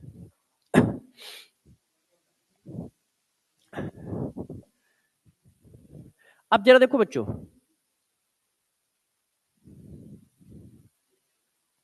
अब इसके बाद जरा देखना, अब हम बात करते हैं आइसोकोरिक प्रोसेस की। Isochoric reversible process.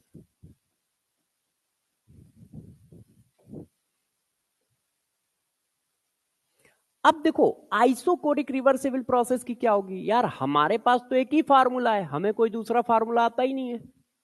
ये देखो ये जर्नल फॉर्म है, क्यू रिवर्सिबल अपॉन टी।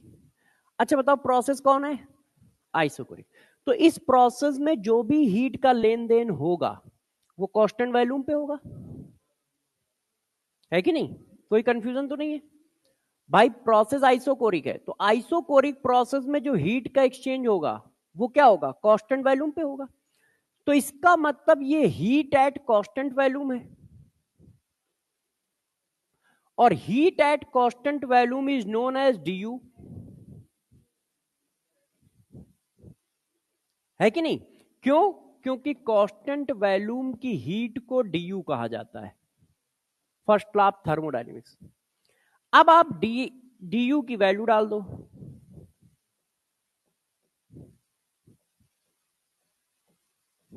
गुस्सा कर गया, ये देखो आ गया। अब यार इसका इंटीग्रेशन करो, क्यों, क्योंकि भैया आइसोकोरिक प्रोसेस है तो कोई चीज तो चेंज हो रही होगी, वर्क हो नहीं रहा है, वर्क हो नहीं रहा है तो तुमने हीट ली तो टेम्परेचर बढ़ जाएगा क्योंकि इंटरनल एनर्जी बढ़ गई, क्योंकि वर्क तो हो ही नहीं रहा है। और यदि तुमने हीट दी तो यार इंटरनल एनर्जी कम हो गई, क्योंकि इंटरनल एनर्जी से ही तो लेना देना होगा, वर्क तो हो ही नहीं रहा है कि नहीं। तो Q इक्वल टू क्या है, डी यू है। तो हीट मिली तो डी यू बढ़ गया, और डी यू बढ़ गया तो टेम्परेचर बढ़ गया। तो इसी वजह से हम इसको इंटीग्रेट कर देते हैं टेम्परेचर के रिस्पेक्ट में। सॉरी, ये देखो टी इनिशियल टी फाइनल, तो ये आ जाता है इस तरह से 2.3032 n cv log,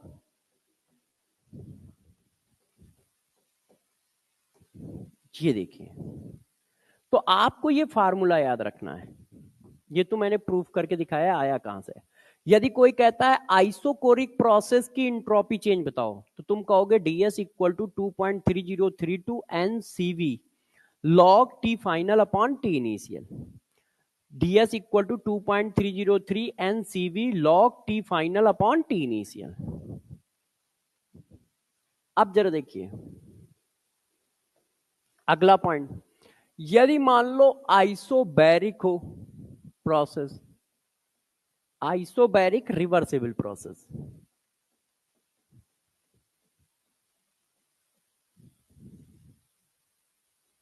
isobaric reversible process, तो क्या होगा भाई, हमें तो एक ही फार्मूला आता है, क्यू रिवर्सिबल अपॉन टी। अच्छा बताओ आइसोबैरिक प्रोसेस का मतलब क्या है, प्रेशर कांस्टेंट है, इसका मतलब जो भी कुछ हीट का लेन देन होगा वो सब कांस्टेंट प्रेशर पे होगा, है कि नहीं। इसका मतलब हीट का लेन देन कांस्टेंट प्रेशर पे हो रहा है, और कांस्टेंट प्रेशर की हीट को क्या कहते हैं, enthalpy change. Heat at constant pressure is known as enthalpy change, last class में पढ़ाया था। तो यार ये आ गया ds equal to dh upon t. क्यों, क्योंकि कांस्टेंट प्रेशर की हीट को इंथैल्पी चेंज कहा जाता है। अब इसकी वैल्यू डाल दो, अब इसका भी इंटीग्रेशन कर दो,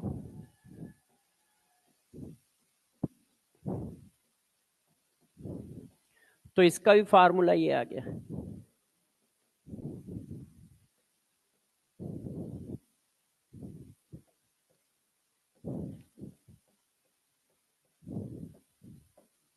ओ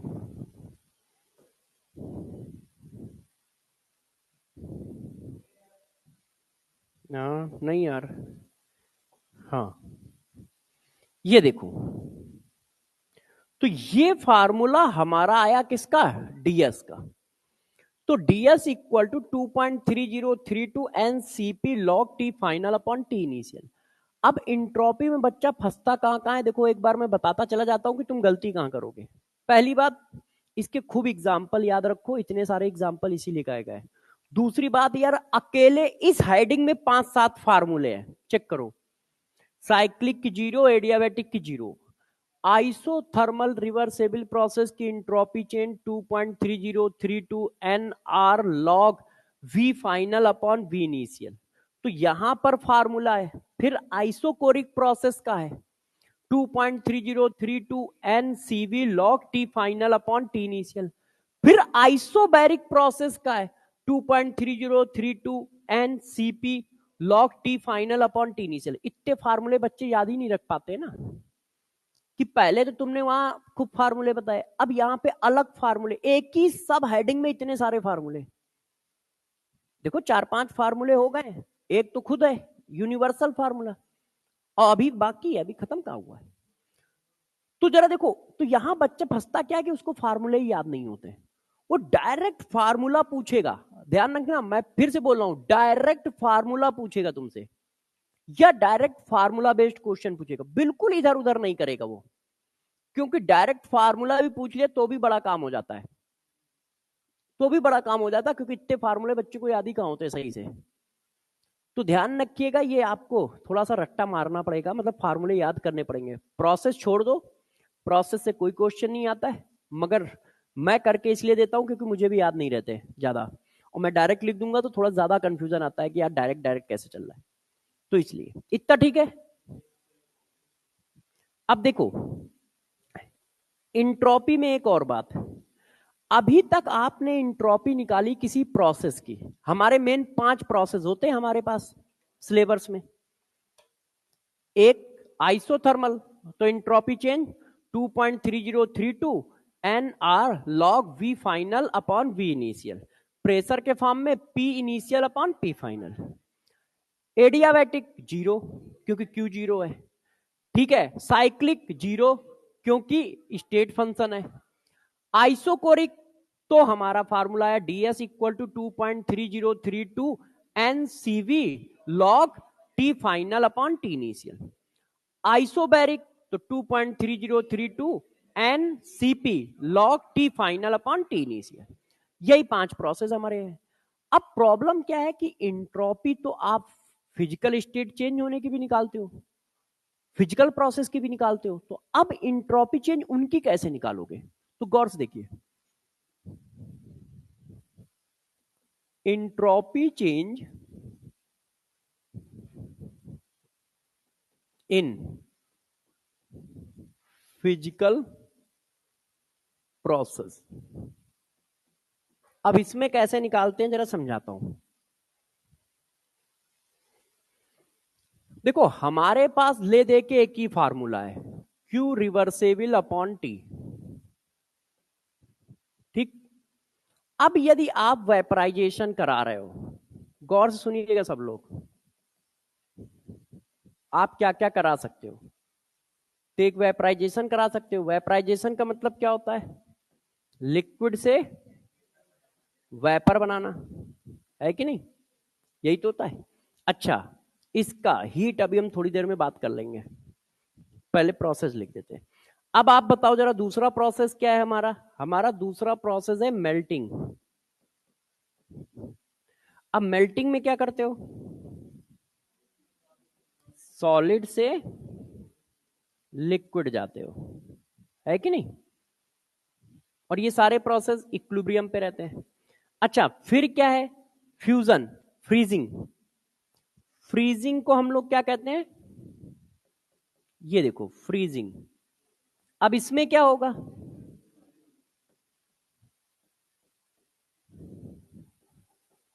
सही है, कोई दिक्कत तो नहीं है। फिर एक होता है सब्लिमेशन। अब गौर से सुनते जाइएगा।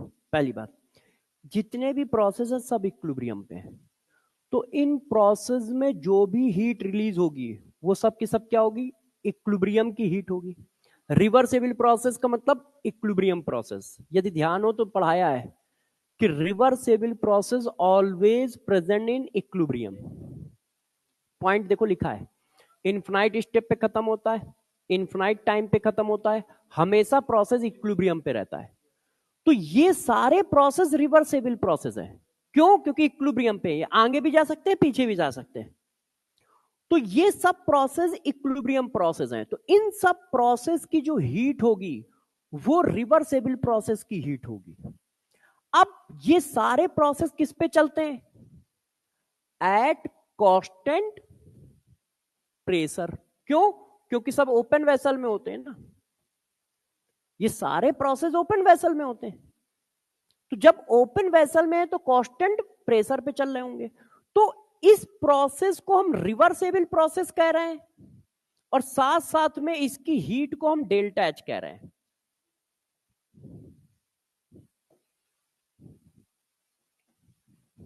डेल्टा एच क्यों? Heat at constant pressure is known as enthalpy change. तो कांस्टेंट प्रेशर पे सारे प्रोसेस हो रहे हैं, तो इसका मतलब इस प्रोसेस में जो भी हीट रिलीज होगी वो डेल्टा एच बोली जाएगी। इसीलिए आप पढ़ते हो हीट ऑफ वेपराइजेशन, इसको डेल्टा एच लिख देते हो। जितनी भी रिएक्शन है या फिजिकल प्रोसेस है उसमें आप देखो डेल्टा एच लिखा होता है। जितनी भी केमिकल रिएक्शन देखते हो तो राइट में delta H delta H delta H delta H लिखा है। क्यों लिखा है?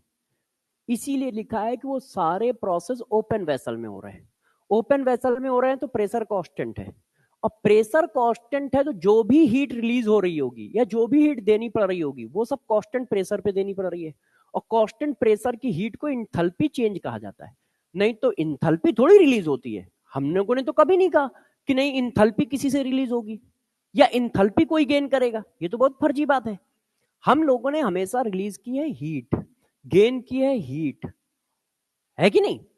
मगर हम सारी रिएक्शन में डेल्टा एच लिख रहे होते हैं। क्यों? क्योंकि सारी की सारी रिएक्शन ओपन वेसल में होती हैं, और जब ओपन वेसल में है तो कांस्टेंट प्रेशर है, और कांस्टेंट प्रेशर की हीट को इंथैल्पी चेंज कहते हो। तो हम ये ना लिख के ये लिख देते हैं। तो अब इसका क्या कहोगे? Heat of vaporization. इसको क्या कहोगे? इसकी क्यू। ये अब यहां क्या हो रहा है? मेल्टिंग हो रही है, तो हीट ऑफ मेल्टिंग। अब इसका तो कोई नाम रखा नहीं है आपने। अब इसको क्या कहोगे? इसको कहते हैं हीट ऑफ फ्यूजन। ये देखो, तो अब गौर समझिए, अब इन सब की इंट्रोपी क्या बनेगी? कोई गुस्सा हो रहा बहुत तेजी से कि सर ये कितनी बड़ी हेडिंग चल रही है आपकी। अब देखो, क्यू रिवर्सेबल की जगह क्या डाल दोगे? ये। क्यू रिवर्सेबल की जगह क्या डाल दोगे? ये। क्यू रिवर्सेबल की जगह क्या डाल दोगे? ये। क्योंकि ये क्यू रिवर्सेबल की वैल्यू आ गई। तो अब ये फार्मूला बन गया delta h vaporization upon T, और टी कौन सा होगा? Boiling point. ये फार्मूला हुआ जाके वेपराइजेशन का। इसी तरह से मेल्टिंग का ये हो गया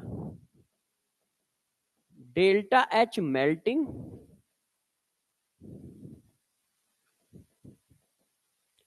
अपॉन टी मेल्टिंग पॉइंट। अब यहां पे फ्यूजन हो रहा है तो इसका फार्मूला भी यही है, delta h fusion upon T melting point. ये दोनों सेम प्रोसेस है विद अपोजिट साइन। देखो, सॉलिड से लिक्विड, लिक्विड से सॉलिड, अपोजिट साइन है। इसमें एनर्जी देनी पड़ेगी, इसमें एनर्जी निकलेगी। यही तो है, इतना ही डिफरेंस तो है। तो चाहो तो इसको भी यही लिख दो, बस साइन अलग अलग होगा। एक में इंट्रोपी इंक्रीज होगी, एक में डिक्रीज। सॉलिड से लिक्विड जा रहे हो, इंट्रोपी इंक्रीज। लिक्विड से सॉलिड जा रहे हो, इंट्रोपी डिक्रीज। तो इसका साइन माइनस होगा, इसका साइन प्लस होगा। न्यूमेरिकल वैल्यू सेम होगी।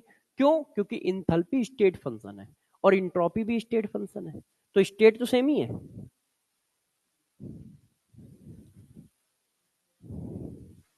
हजम हुआ, स्टेट सेम है।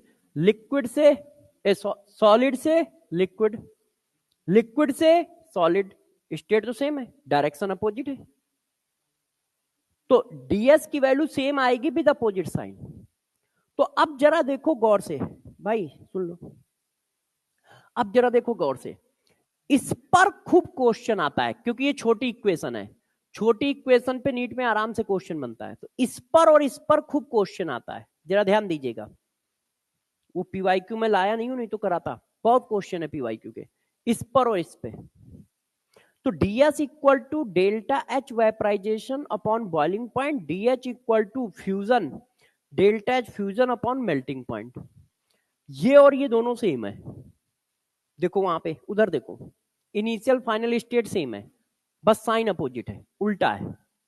तो न्यूमेरिकल वैल्यू सेम होगी क्योंकि स्टेट फंक्शन है, बस साइन अपोजिट आएंगे। तो ये फार्मूला और ये फार्मूला कैसे आया मैंने ये पढ़ाया है, मगर ये लगेंगे। यदि कहीं वेपराइजेशन हो रहा होगा तो ये लगेगा, यदि कहीं सब्लिमेशन हो रहा है, यदि कहीं फ्रीजिंग हो रही है तो ये लगेगा। आ? हाँ वो फ्रीजिंग ही है, फ्यूजन लिख देते हैं, वो फ्रीजिंग ही है, वैल्यू वही आएगी। मेल्टिंग को नहीं, हम फ्रीजिंग को ला रहे हैं। फ्रीजिंग मतलब हम फ्रीज कर रहे हैं, देखो हमने फ्रीज वाली वैल्यू लिखी है ना। और वैसे जो भी प्रोसेस हो उसकी बस हीट डाल देनी वहां। अब मान लो ये कहे तो ये डाल देना, ये कहे तो ये डाल देना, ये कहे तो ये डाल देना। एक और प्रोसेस है सब्लिमेशन।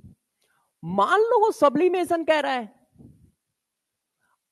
आपको सिर्फ हीट से मतलब है मेनली।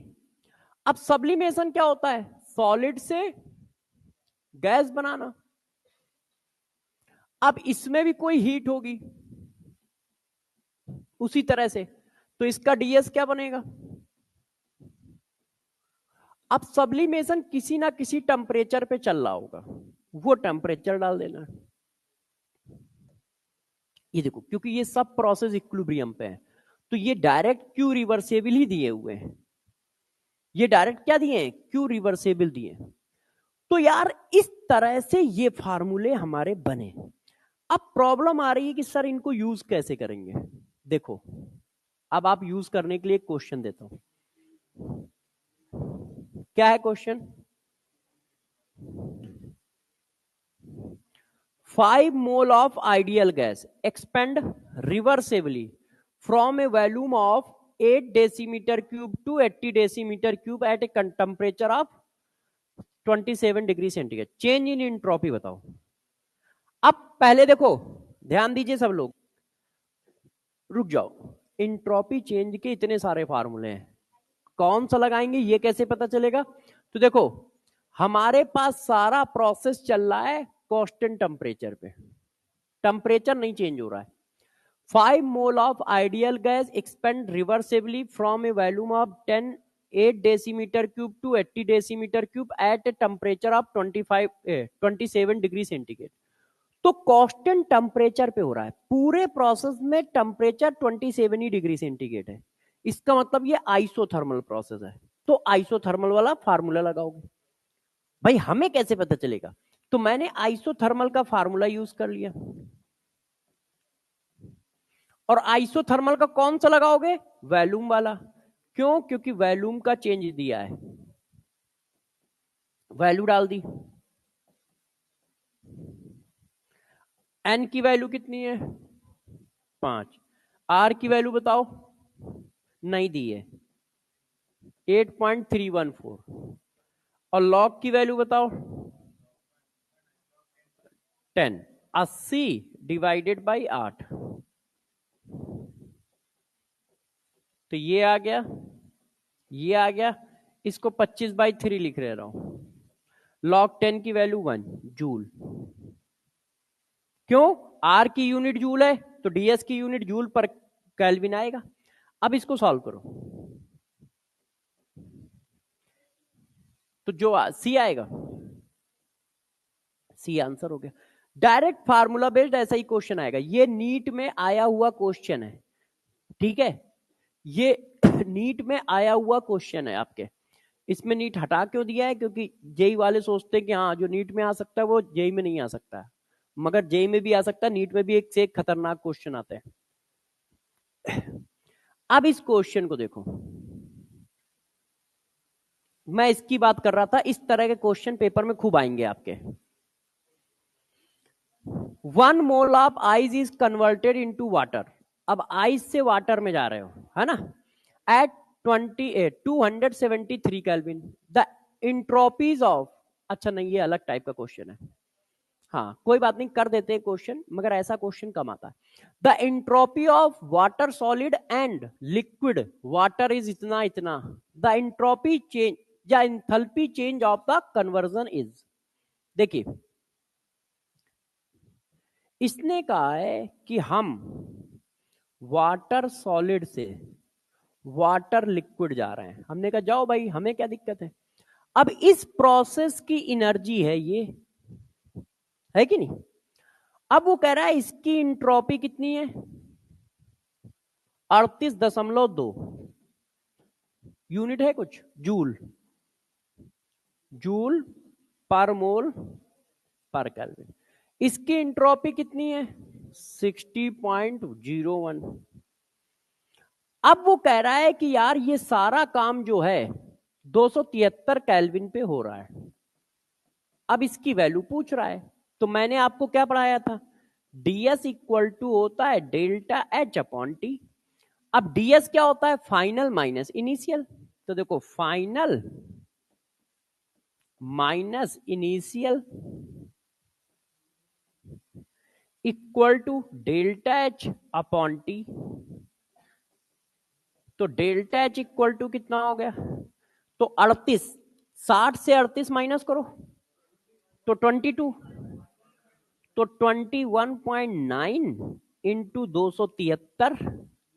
अच्छा अब देख लो कौन सा, बी, ये देखो आ गया है। तो मान लो ऐसा क्वेश्चन भी आ जाए तो हम कर सकते हैं, जो पढ़ाया गया वही लगाना है। इनिशियल हमने क्या कहा, इंट्रोपी चेंज क्या होता है, फाइनल माइनस इनिशियल, तो फाइनल माइनस इनिशियल कर दिया। अच्छा अब इसके बाद एक क्वेश्चन और देखो, हो सकता है ये क्वेश्चन इसमें दिया हो, एक बार मुझे देखने दो, ये क्वेश्चन इसमें तो नहीं है। नहीं यार, वो क्वेश्चन मिसिंग है, कल दूंगा, मैं लिख देता हूं। हाँ, न्यूमेरिकल क्वेश्चन बहुत कम आते हैं ना। देखो इधर एक क्वेश्चन मैं लिख देता हूं, ध्यान दीजिए, ठीक है। Enthalpy of vaporization of water at 373 kelvin is, ठीक है, enthalpy of vaporization of water at 373 kelvin is 2 point, तो वेपराइजेशन हाँ 2.73 किलो जूल। एक मिनट रुक जाइएगा, किलो जूल, ठीक है। Calculate entropy change, entropy change of above process। Option 10 joule kelvin inverse, sorry kelvin inverse mole inverse. B 10 kilo joule kelvin inverse mole inverse. D 5 joule kelvin mole. D none of these. अब जरा देखो बच्चों, हमें पता है ds equal to होता है delta h vaporization upon T. अब इंथैल्पी ऑफ वेपराइजेशन कितना दिया है, 3.73 जूल किलो जूल, और ये कितना दिया है, तो ये कितना आया, ये आया 1/100 किलो जूल, है ना। इतनी बात सही है। एक मोल की इंट्रोपी चेंज निकालोगे तब आएगा पर मोल। इतनी बात सही है, क्लियर है। अच्छा अब आप इसको जूल में बना लो, तो ये आ गया 1000, तो ये आ गया 10 joule kelvin inverse mole inverse. इसका मतलब समझते हो, आपने एक मोल की इंट्रोपी चेंज निकाली है, मोल इनवर्स लगे ना। अब यहां पे कभी कभी और फंसा सकता है, हो सकता है इंथैल्पी ऑफ वेपराइजेशन वो 2 मोल की दे दे और ऑप्शन में पर मोल लिखा हो, जैसे मैंने कहा 2 मोल लिक्विड वाटर वेपराइज होता है तो इंथैल्पी चेंज इतना आता है। तो अब उसका इंट्रोपी चेंज बताओ। अब मैंने यहां पे ऑप्शन पर मोल छाप रखे हैं और इंट्रोपी चेंज इंथैल्पी दी है 2 मोल की। तो भाई जब इंट्रोपी 1 मोल की निकालनी है तो इंथैल्पी भी 1 ही मोल की डालोगे ना, है कि नहीं? और वहां तुमने 2 मोल वाटर को वेपराइज करा दिया है। तो जरा क्वेश्चन में ध्यान रखिएगा, वो ऐसे भी फंसा सकता है। और क्या भाई, यहां आपने पर मोल लिखा है तो इसका मतलब आप कह रहे हो इंट्रोपी चेंज 1 मोल की बताओ, और यहां पे आपने जो इंथैल्पी दी है वो 2 मोल की दी है। तो यार 1 मोल की इंट्रोपी पूछ रहे हो तो 1 मोल की इंथैल्पी चेंज लिखोगे ना। तो वो तो अब क्वेश्चन की वैरायटी है, कितने तरह से क्वेश्चन बना सकता है, फार्मूला यही लगना है। तो हम लोगों ने इतनी बातें कर ली, इंट्रोपी नाम की हेडिंग हम लोगों ने पूरी तरह से खत्म कर ली है। ठीक है, अब बात करेंगे किस हेडिंग की? Gives free energy. इस हेडिंग में टाइम नहीं लगेगा, 10 से 15 ही मिनट लगेंगे कॉन्सेप्ट, मगर ये हेडिंग इंपॉर्टेंट है, इस पर क्वेश्चन आते हैं। तो को गिव्स फ्री एनर्जी क्या है समझ तो गए ना, इंट्रोपी क्या होती है कैसे होती है। अब इसमें फार्मूले खूब हैं, आप देखो ये 9-10 फार्मूले करा दिए हैं। 5 तो प्रोसेस हो गए, उसमें से 2 में जीरो है, 3 में फार्मूले, फिर 4 कन्वर्जन हो गए उनके फार्मूले, है ना? तो 4, 5, 9 प्रोसेस हैं टोटल मिला के। तो 9 प्रोसेस फिर इतने सारे एग्जाम्पल, तो जरा आपको फार्मूले याद रखना पड़ेंगे। अच्छा, गिब्स फ्री एनर्जी क्या होता है अब इसके बारे में दिखाते हैं और बताते हैं ये क्या है। जरा देखो, गिब्स फ्री एनर्जी ये होता है G equal to H minus TS। इसको गिब्स फ्री एनर्जी कहते हैं, इसको G से रिप्रेजेंट करते हैं, इसको बोला जाता है गिब्स फ्री एनर्जी। ध्यान दीजिए, जब इसमें हम डेल्टा लगा देते हैं या डी लगा देते हैं तो ये हो जाता है change in gives free energy. डरिएगा नहीं सब लोग, है ना, क्योंकि थोड़ा सा डराऊंगा, समझिएगा आप लोग। ये बात ठीक है, इसमें कोई दिक्कत तो है नहीं। अब देखो ये एनर्जी है तो एक्सटेंसिव प्रॉपर्टी होगा, ये एनर्जी है तो क्या होगा, एक्सटेंसिव प्रॉपर्टी होगा। अच्छा ये क्या होगा, स्टेट फंक्शन होगा, होगा कि नहीं होगा? इसमें तो कोई प्रॉब्लम है नहीं, क्योंकि ना तो ये हीट है, ना ये वर्क है, ना ये हीट कैपेसिटी है, ना डिस्टेंस है, तो ये स्टेट फंक्शन होगा। इतने हमने पार्ट लिख दिए। अब जरा देखो बच्चों, इसके बाद पढ़ाएंगे, जब ये खत्म हो जाएगा तब पढ़ाएंगे। तो G इक्वल टू आया H minus TS। G gives free energy है और डेल्टा G या DG जो है change in gives free energy है।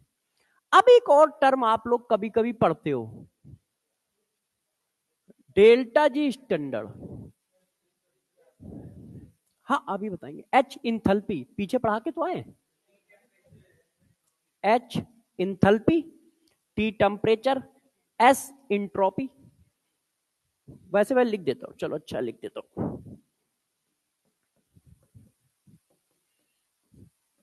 Absolute value of enthalpy, absolute value of entropy. हम लोग हमेशा चेंज पढ़ते हैं, है ना?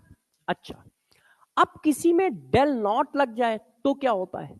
इसका मतलब होता है गिव्स free energy measure at 298 kelvin, मतलब 25 degree centigrade temperature and 1 atmospheric pressure. इसी को कह दिया जाता है स्टैंडर्ड गिव्स फ्री एनर्जी। तो जरा देखो, गिब्स फ्री एनर्जी में और स्टैंडर्ड गिब्स फ्री एनर्जी में क्या डिफरेंस है? स्टैंडर्ड गिब्स फ्री एनर्जी एक कांस्टेंट टेम्परेचर कांस्टेंट प्रेशर पे मेजर की जा रही है, उसी को कहते हैं स्टैंडर्ड गिब्स फ्री एनर्जी।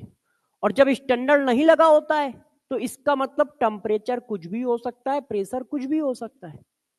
मगर जब नॉट लग जाता है, नॉट लगने का मतलब हुआ कि स्पेसिफिक टेम्परेचर और प्रेशर पे उसको मेजर किया गया है। ठीक है, इतनी बात क्लियर? अच्छा, अब ये सब पे वापस आएंगे। अब जरा देखो एक सबसे इंपॉर्टेंट पॉइंट, गौर से। नेचुरल फॉर्म ऑफ एलिमेंट की स्टैंडर्ड गिब्स, गौर सुनिएगा, स्टैंडर्ड गिब्स फ्री एनर्जी को, फ्री एनर्जी को जीरो सपोज किया गया है।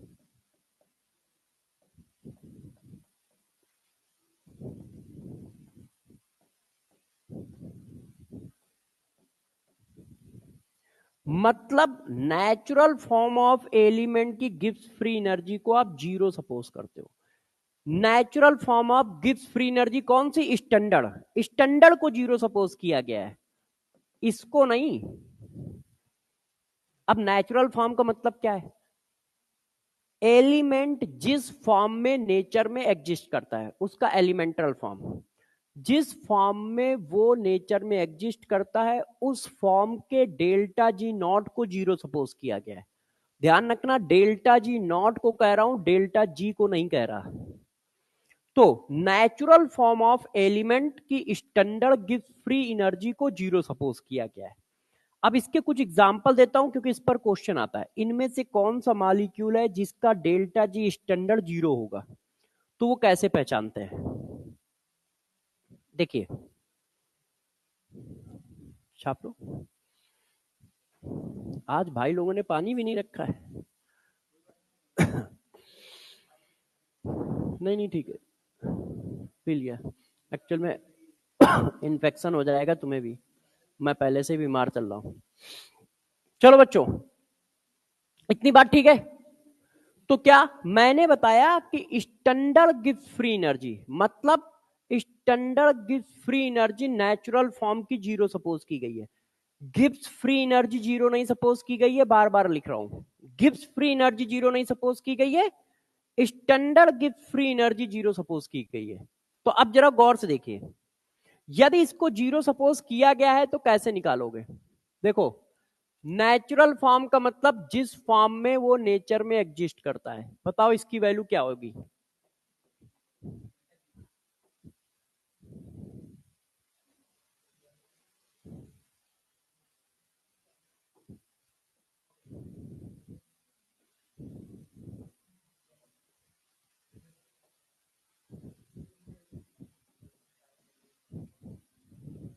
अब बताओ, जैसे देखो Zn, इसकी कितनी होगी? जीरो। क्यों? नेचर में Zn सॉलिड के फॉर्म में मिलता है, तो नेचर में जिस फॉर्म में मिलता है उस फॉर्म की जीरो सपोज की गई है। अच्छा, ऑक्सीजन नेचर में किस फॉर्म में मिलता है? तो इसकी जीरो सपोज की गई है। ऑक्सीजन नेचर में किस फॉर्म में मिलता है? गैस के फॉर्म में। तो ऑक्सीजन लिक्विड की क्या होगी? Does not equal to zero, क्योंकि नेचुरल फॉर्म को जीरो माना गया है। नेचुरल फॉर्म जिस फॉर्म में वो नेचर में पाया जाता है, तो ऑक्सीजन नेचर में गैस के फॉर्म में पाया जाता है, लिक्विड के फॉर्म में थोड़ी पाया जाता है। इसी तरह देखो ब्रोमीन, अब इसके लिक्विड फॉर्म की जीरो है। क्यों? क्योंकि ये लिक्विड फॉर्म में पाया जाता है। अब इसके गैस के फॉर्म की क्या होगी? Does not equal to zero. इसी तरह देखो आयोडीन, आयोडीन सॉलिड फॉर्म में पाया जाता है, तो इसके सॉलिड फॉर्म की जीरो होगी। ठीक है, नेचुरल फॉर्म की जीरो होगी, ध्यान रखिएगा। Iodine gas does not equal to zero. जिस फॉर्म में जो नेचर में पाया जाता है उस फॉर्म की स्टैंडर्ड गिव्स फ्री एनर्जी को जीरो सपोज किया गया है। जिस फॉर्म में वो नेचर में पाया जाता है। आयोडीन गैस के फॉर्म में पाया जाता है इसलिए जीरो है। आयोडीन सॉलिड के फॉर्म में पाया जाता है इसलिए जीरो है। आयोडीन गैस की जीरो नहीं है। ब्रोमीन गैस की जीरो नहीं है, ब्रोमीन लिक्विड की जीरो है ना। अच्छा, अब जरा गौर से समझे। मान लो कुछ ऐसे एलिमेंट हैं जो एक से ज्यादा फॉर्म में पाए जाते हैं, जैसे कार्बन। तो कार्बन ग्रेफाइट की हमने जीरो मानी है, किसी एक फॉर्म की जीरो मानी जाती है। तो कार्बन ग्रेफाइट की जीरो मानी गई है, कार्बन डायमंड की जीरो नहीं मानी गई है, या अदर जितने भी फॉर्म है उनकी जीरो नहीं मानी गई है। यदि एक से ज्यादा फॉर्म में पाया जाता है तो किसी एक फॉर्म की जीरो मानी जाती है, जैसे ये देखो। इसी तरह सल्फर, सल्फर के रोम्बिक फॉर्म की जीरो मानी गई है, और अदर फॉर्म होंगे उनकी जीरो नहीं मानी गई है। फास्फोरस, तो फास्फोरस में व्हाइट फास्फोरस को जीरो माना गया है, येलो, रेड, ब्लैक इनको जीरो नहीं माना गया है। आपने ब्लैक फास्फोरस भी पढ़ा होगा, रेड फास्फोरस भी पढ़ा होगा, उनको जीरो नहीं माना गया है, इसको जीरो माना गया है। तो जो एक से ज्यादा फॉर्म में एग्जिस्ट करते हैं उनके किसी एक फॉर्म को जीरो माना जाता है। तो उसमें से कार्बन ही फंस सकता है। तो कार्बन के ग्रेफाइट फॉर्म को जीरो मानते हैं, डायमंड फॉर्म को नहीं मानते, सल्फर के रोम्बिक फॉर्म को जीरो मानते हैं, फास्फोरस के व्हाइट फास्फोरस को जीरो मानते हैं। तो क्या करोगे, एक क्वेश्चन हमारे पास ऐसा आएगा, देखिए, सेलेक्ट द स्पीसीज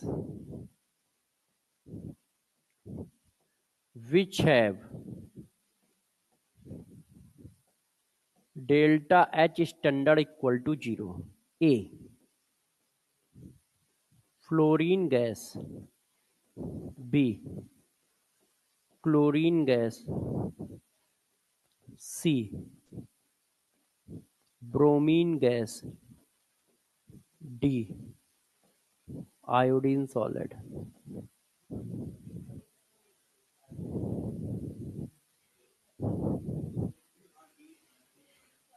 मार खाओगे तो आयोडीन तो सॉलिड के फॉर्म में मिलता ही है।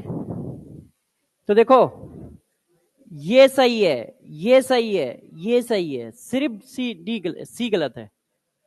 भाई क्लोरीन किस फॉर्म में मिलता है, गैस के फॉर्म में।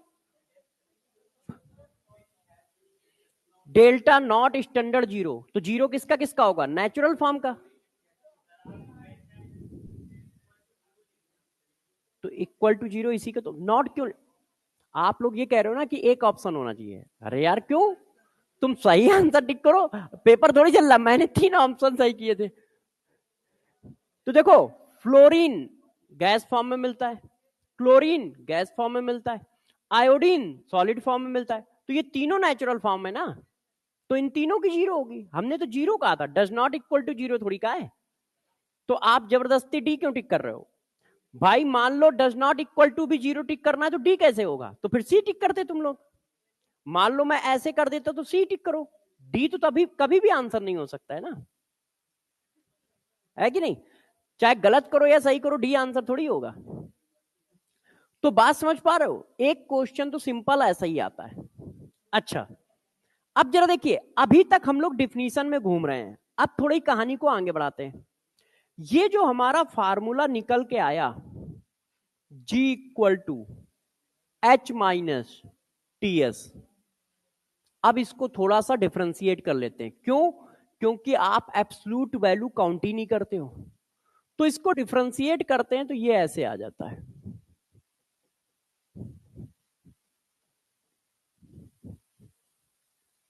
अब जरा देखो बच्चों, delta g equal to delta h minus t delta s, इसमें से ये गिब्स फ्री एनर्जी चेंज, ये इंथैल्पी चेंज, और ये इंट्रोपी चेंज।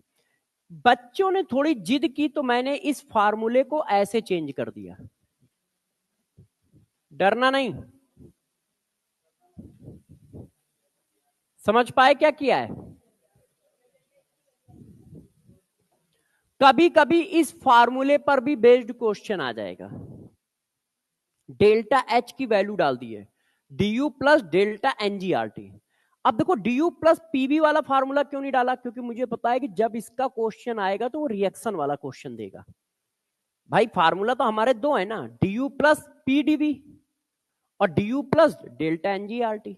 तो डेल्टा एनजीआरटी पर बेस्ड क्वेश्चन ज्यादा बनता है, इसलिए मैंने वो वाला फार्मूला डाला है। आ? नहीं, ये वाला, ये जब फार्मूला प्रूफ किया जाएगा तो एट कांस्टेंट प्रेशर और टेम्परेचर पे, तब ये टी बाहर आ जाता है। हाँ, आइसोथर्मल नहीं, मतलब constant temperature and pressure, pressure भी इसमें कांस्टेंट रहता है।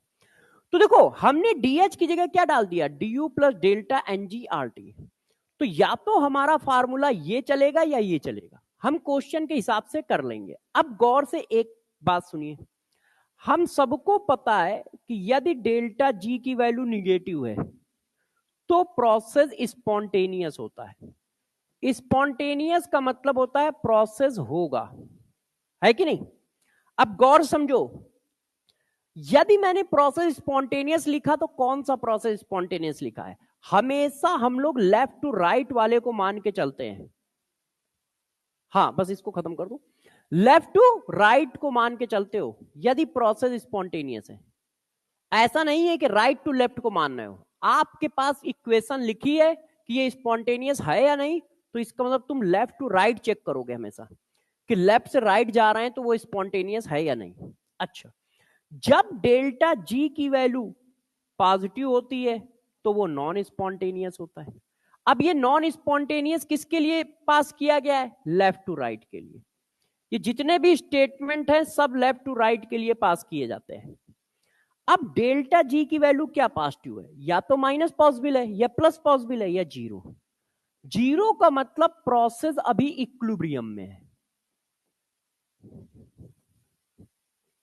प्रोसेस अभी कहां है, इक्विलिब्रियम में, मतलब इक्वल टेंडेंसी है, इक्वल टेंडेंसी टू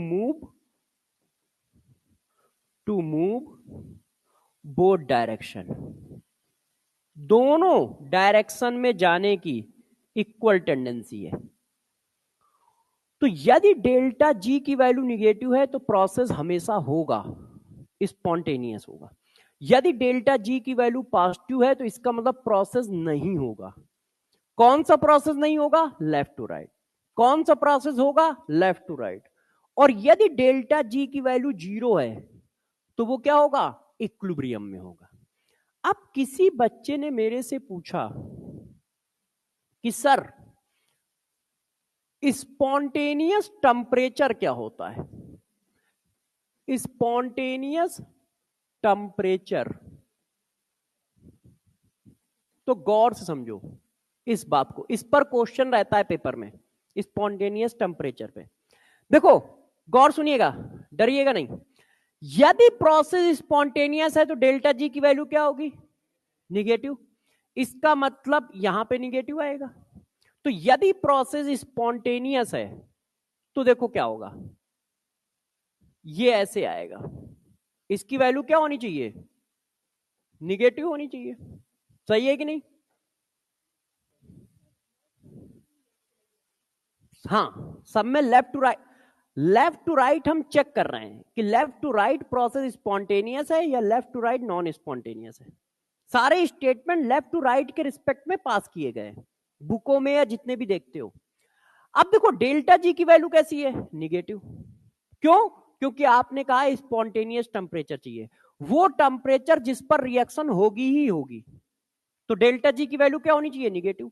अब आप बताओ, इसका साइन है प्लस, इसके आगे क्या लिखा है प्लस, इसके आगे क्या लिखा है माइनस।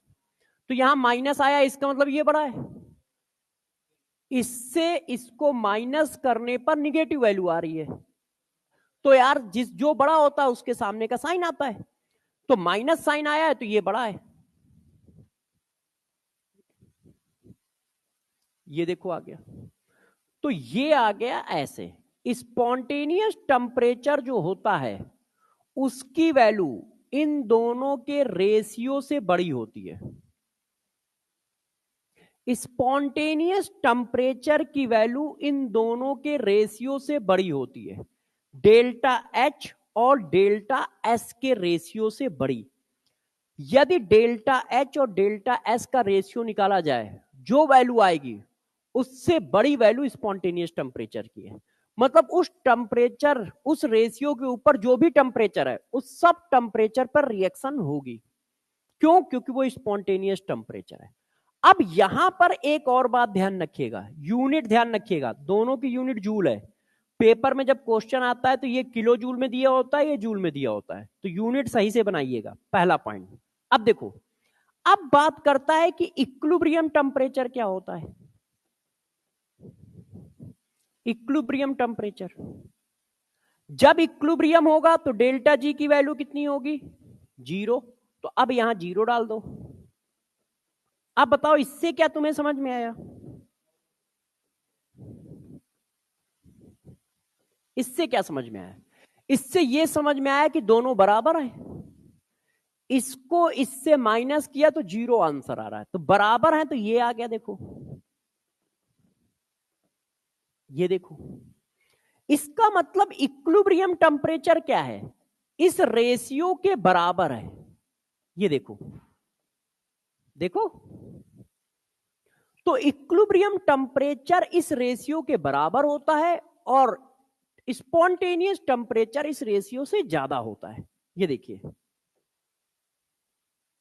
इसका मतलब तुम ये भी कह सकते हो कि यार इक्विलिब्रियम टेम्परेचर जो होता है वो कम होता है, स्पॉन्टेनियस टेम्परेचर ज्यादा होता है कि नहीं?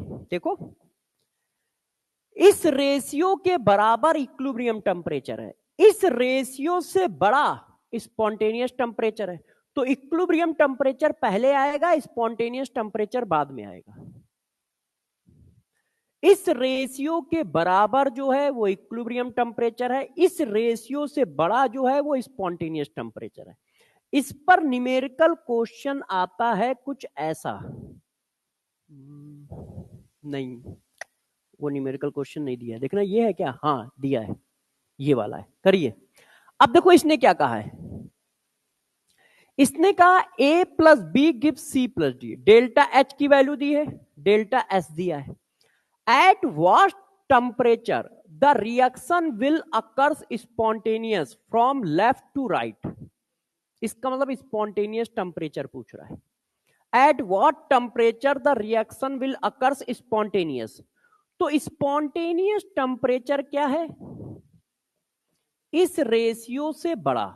अब इस रेशियो की वैल्यू निकालो, तो देखो ये कितना दिया है, -10,000, कितने जीरो होते हैं इतने, और ये कितना दिया है, माइनस, अब जरा डिवाइड करो भाई कोई। हाँ कितना आया, 300 पॉइंट, बताओ भाई कोई, 300.3। अच्छा यूनिट चेक कर लेना एक बार, सही है। अब इस टेम्परेचर, तो क्या इस टेम्परेचर पे प्रोसेस स्पॉन्टेनियस होगा? नहीं, ये तो इक्विलिब्रियम टेम्परेचर है, इससे ज्यादा होना चाहिए, तो इससे ज्यादा ये दिया है, ये इससे कम दिया है, तो आंसर ये होगा। तो इस तरह का न्यूमेरिकल क्वेश्चन इस वाली हेडिंग से मिलेगा। ये देखो, अब लास्ट एंड फाइनल हेडिंग, मतलब यही हेडिंग, इसी को बस एक्सप्लेन कर देता हूं, और वैसे वो जानते हो। Case number 1, condition of spontaneous, spontaneity, condition of spontaneous process. देखो बच्चों, हमारी इक्वेशन ये है,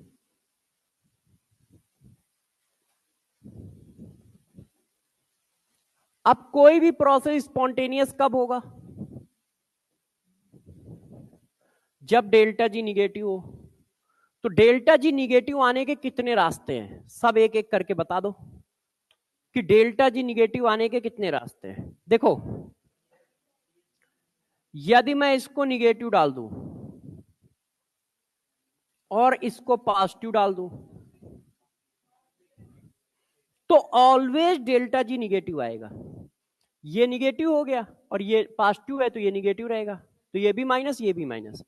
तो जरा गौर से सुनिए, always delta G negative for any temperature. Temperature की चाहे जो वैल्यू डालो, टेम्परेचर निगेटिव डाल नहीं पाओगे क्योंकि केल्विन में पड़ता है, तो जीरो से नीचे जा ही नहीं पाओगे क्योंकि जीरो टेम्परेचर हमारा क्या है, सब कुछ क्रिस्टलाइजेशन हो जाता है, तो आप टेम्परेचर निगेटिव ले ही नहीं सकते हो। तो यार कोई भी टेम्परेचर हो, डेल्टा जी हमेशा निगेटिव आएगा ना, क्योंकि इसके सामने का साइन भी निगेटिव है, इसके सामने का साइन भी निगेटिव है। इनकी वैल्यू चाहे जो डालो, all value of delta H and delta S पर डेल्टा जी निगेटिव आएगा, सभी वैल्यू पे कोई भी वैल्यू डाल दो, ऑल वैल्यू आएगा कि नहीं आएगा, मैथमेटिकल देख लो बस। अच्छा केस नंबर 2, आप फिर भी निगेटिव लाना चाहते हो, तो तुमने कहा ये हम पॉजिटिव डालते हैं, ठीक है, और ये हम निगेटिव डालते हैं, चलो अच्छा पॉजिटिव डाल देते हैं, सारे केस कराने ना मुझे तो। अब जरा देखो, जब ऐसा करोगे तो इसके सामने का साइन प्लस और ये प्लस डाला तो इसके सामने का साइन निगेटिव, इसका मतलब जब ये बड़ा होगा तब डेल्टा जी का साइन पॉजिटिव आएगा, ए निगेटिव आएगा, है कि नहीं। तो अब गौर सुनो, अब ऑल वैल्यू नहीं लिख सकते हो क्योंकि इसको बड़ा रखना है ना हमेशा, और इसको बड़ा रखना है तो टेम्परेचर ज्यादा रखना पड़ेगा, तो डेल्टा जी निगेटिव होगा at high temperature.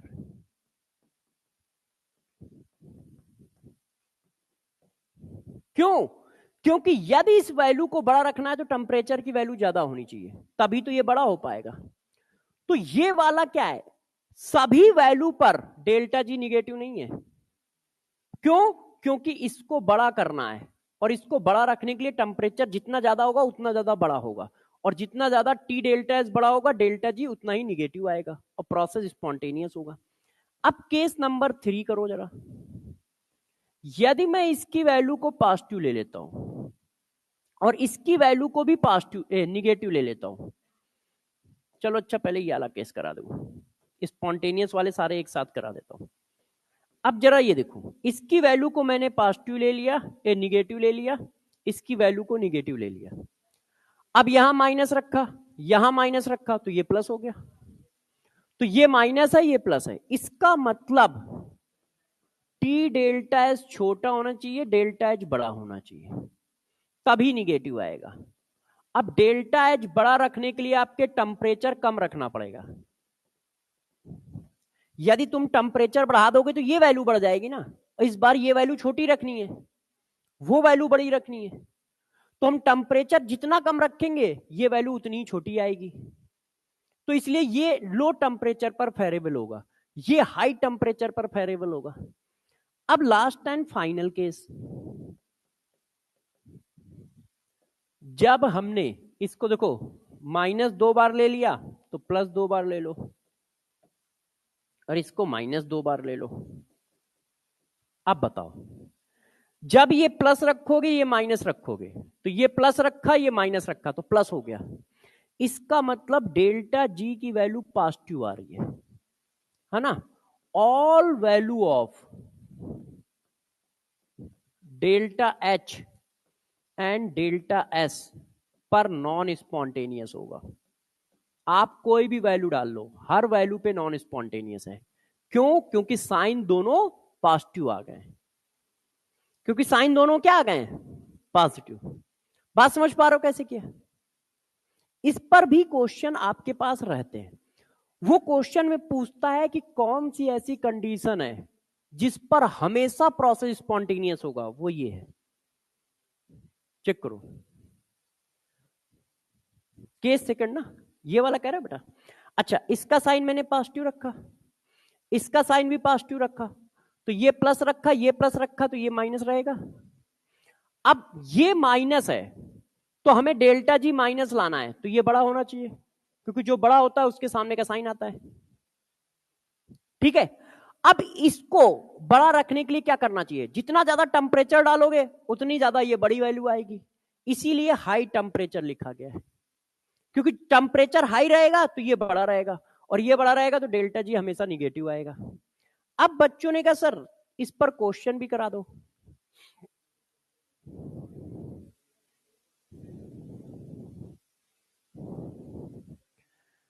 Which of the following condition is not favorable for the feasibility of a process?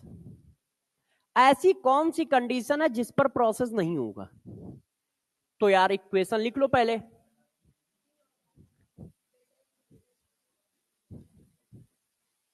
इसका मतलब मुझे ये पॉजिटिव लाना है कि नहीं? अब देखो ये माइनस डाला, ये माइनस डाला, तो ये माइनस हो गया, ये प्लस हो गया, तो ये बड़ा है, हाँ, तो रिएक्शन हो जाएगी, हमें नहीं करनी है ना? अब ये प्लस डाला और ये पूरा प्लस डाला, तो अब ये प्लस डालोगे, ये प्लस डालोगे तो ये माइनस है, और यदि ये बड़ा है तो माइनस साइन आएगा, रिएक्शन फिर हो जाएगी। ये माइनस डाला और ये प्लस डाला तो रिएक्शन हमेशा होगी, क्योंकि हमेशा निगेटिव आ रहा है, तो यही होगा। फिर ये प्लस डाला, ये प्लस डाला, और ये बड़ा है तो इसके सामने का साइन आएगा, तो अब प्लस साइन आ जाएगा। बात समझ पा रहे हो ना सब लोग? तो ये आंसर हो गया। बच्चों ने कहा सर एक और अच्छा करा दो, तो मैंने कहा एक और करा देता हूं। अब इसको कर लो।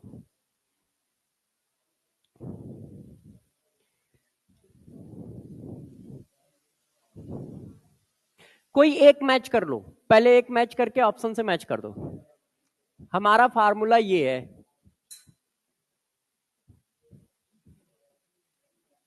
अब देखो पहला वाला ले रहा हूं, इस पे माइनस डाला, इस पे माइनस डाला तो प्लस हो गया, इसका मतलब डेल्टा एच बड़ा होना चाहिए,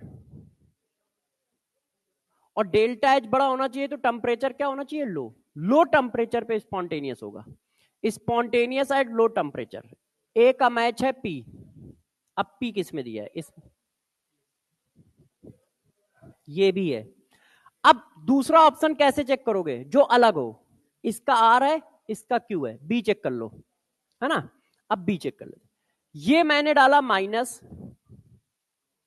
और वो डाला प्लस, तो ये माइनस हो गया, तो हमेशा स्पॉन्टेनियस होगा, ऑल टेम्परेचर एस, तो बी का एस।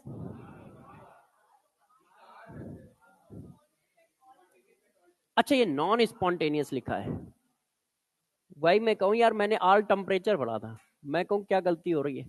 आर का ही आंसर है, कर लोगे? तो देखो अब हमारे पास कल की क्लास में एक छोटी सी हेडिंग है, एंट्रोपी इन यूनिवर्सल प्रोसेस, इसके बाद थर्मोकेमिस्ट्री स्टार्ट हो जाएगी। तो कल मैं कुछ क्वेश्चन भी कराऊंगा, क्योंकि आज क्वेश्चन कम कराए, कुछ क्वेश्चन कराऊंगा, यूनिवर्स की एंट्रोपी पढ़ाऊंगा, और साथ साथ में इंथैल्पी ऑफ रिएक्शन मतलब थर्मोकेमिस्ट्री स्टार्ट करूंगा। थर्मोकेमिस्ट्री थर्मोडायनेमिक्स का सेकंड पार्ट है, और ये सारे क्वेश्चन आप करके आइए। वैसे तो मैंने ये वाला, ये वाला है ना? हाँ हाँ यार कुछ खिला दो यार।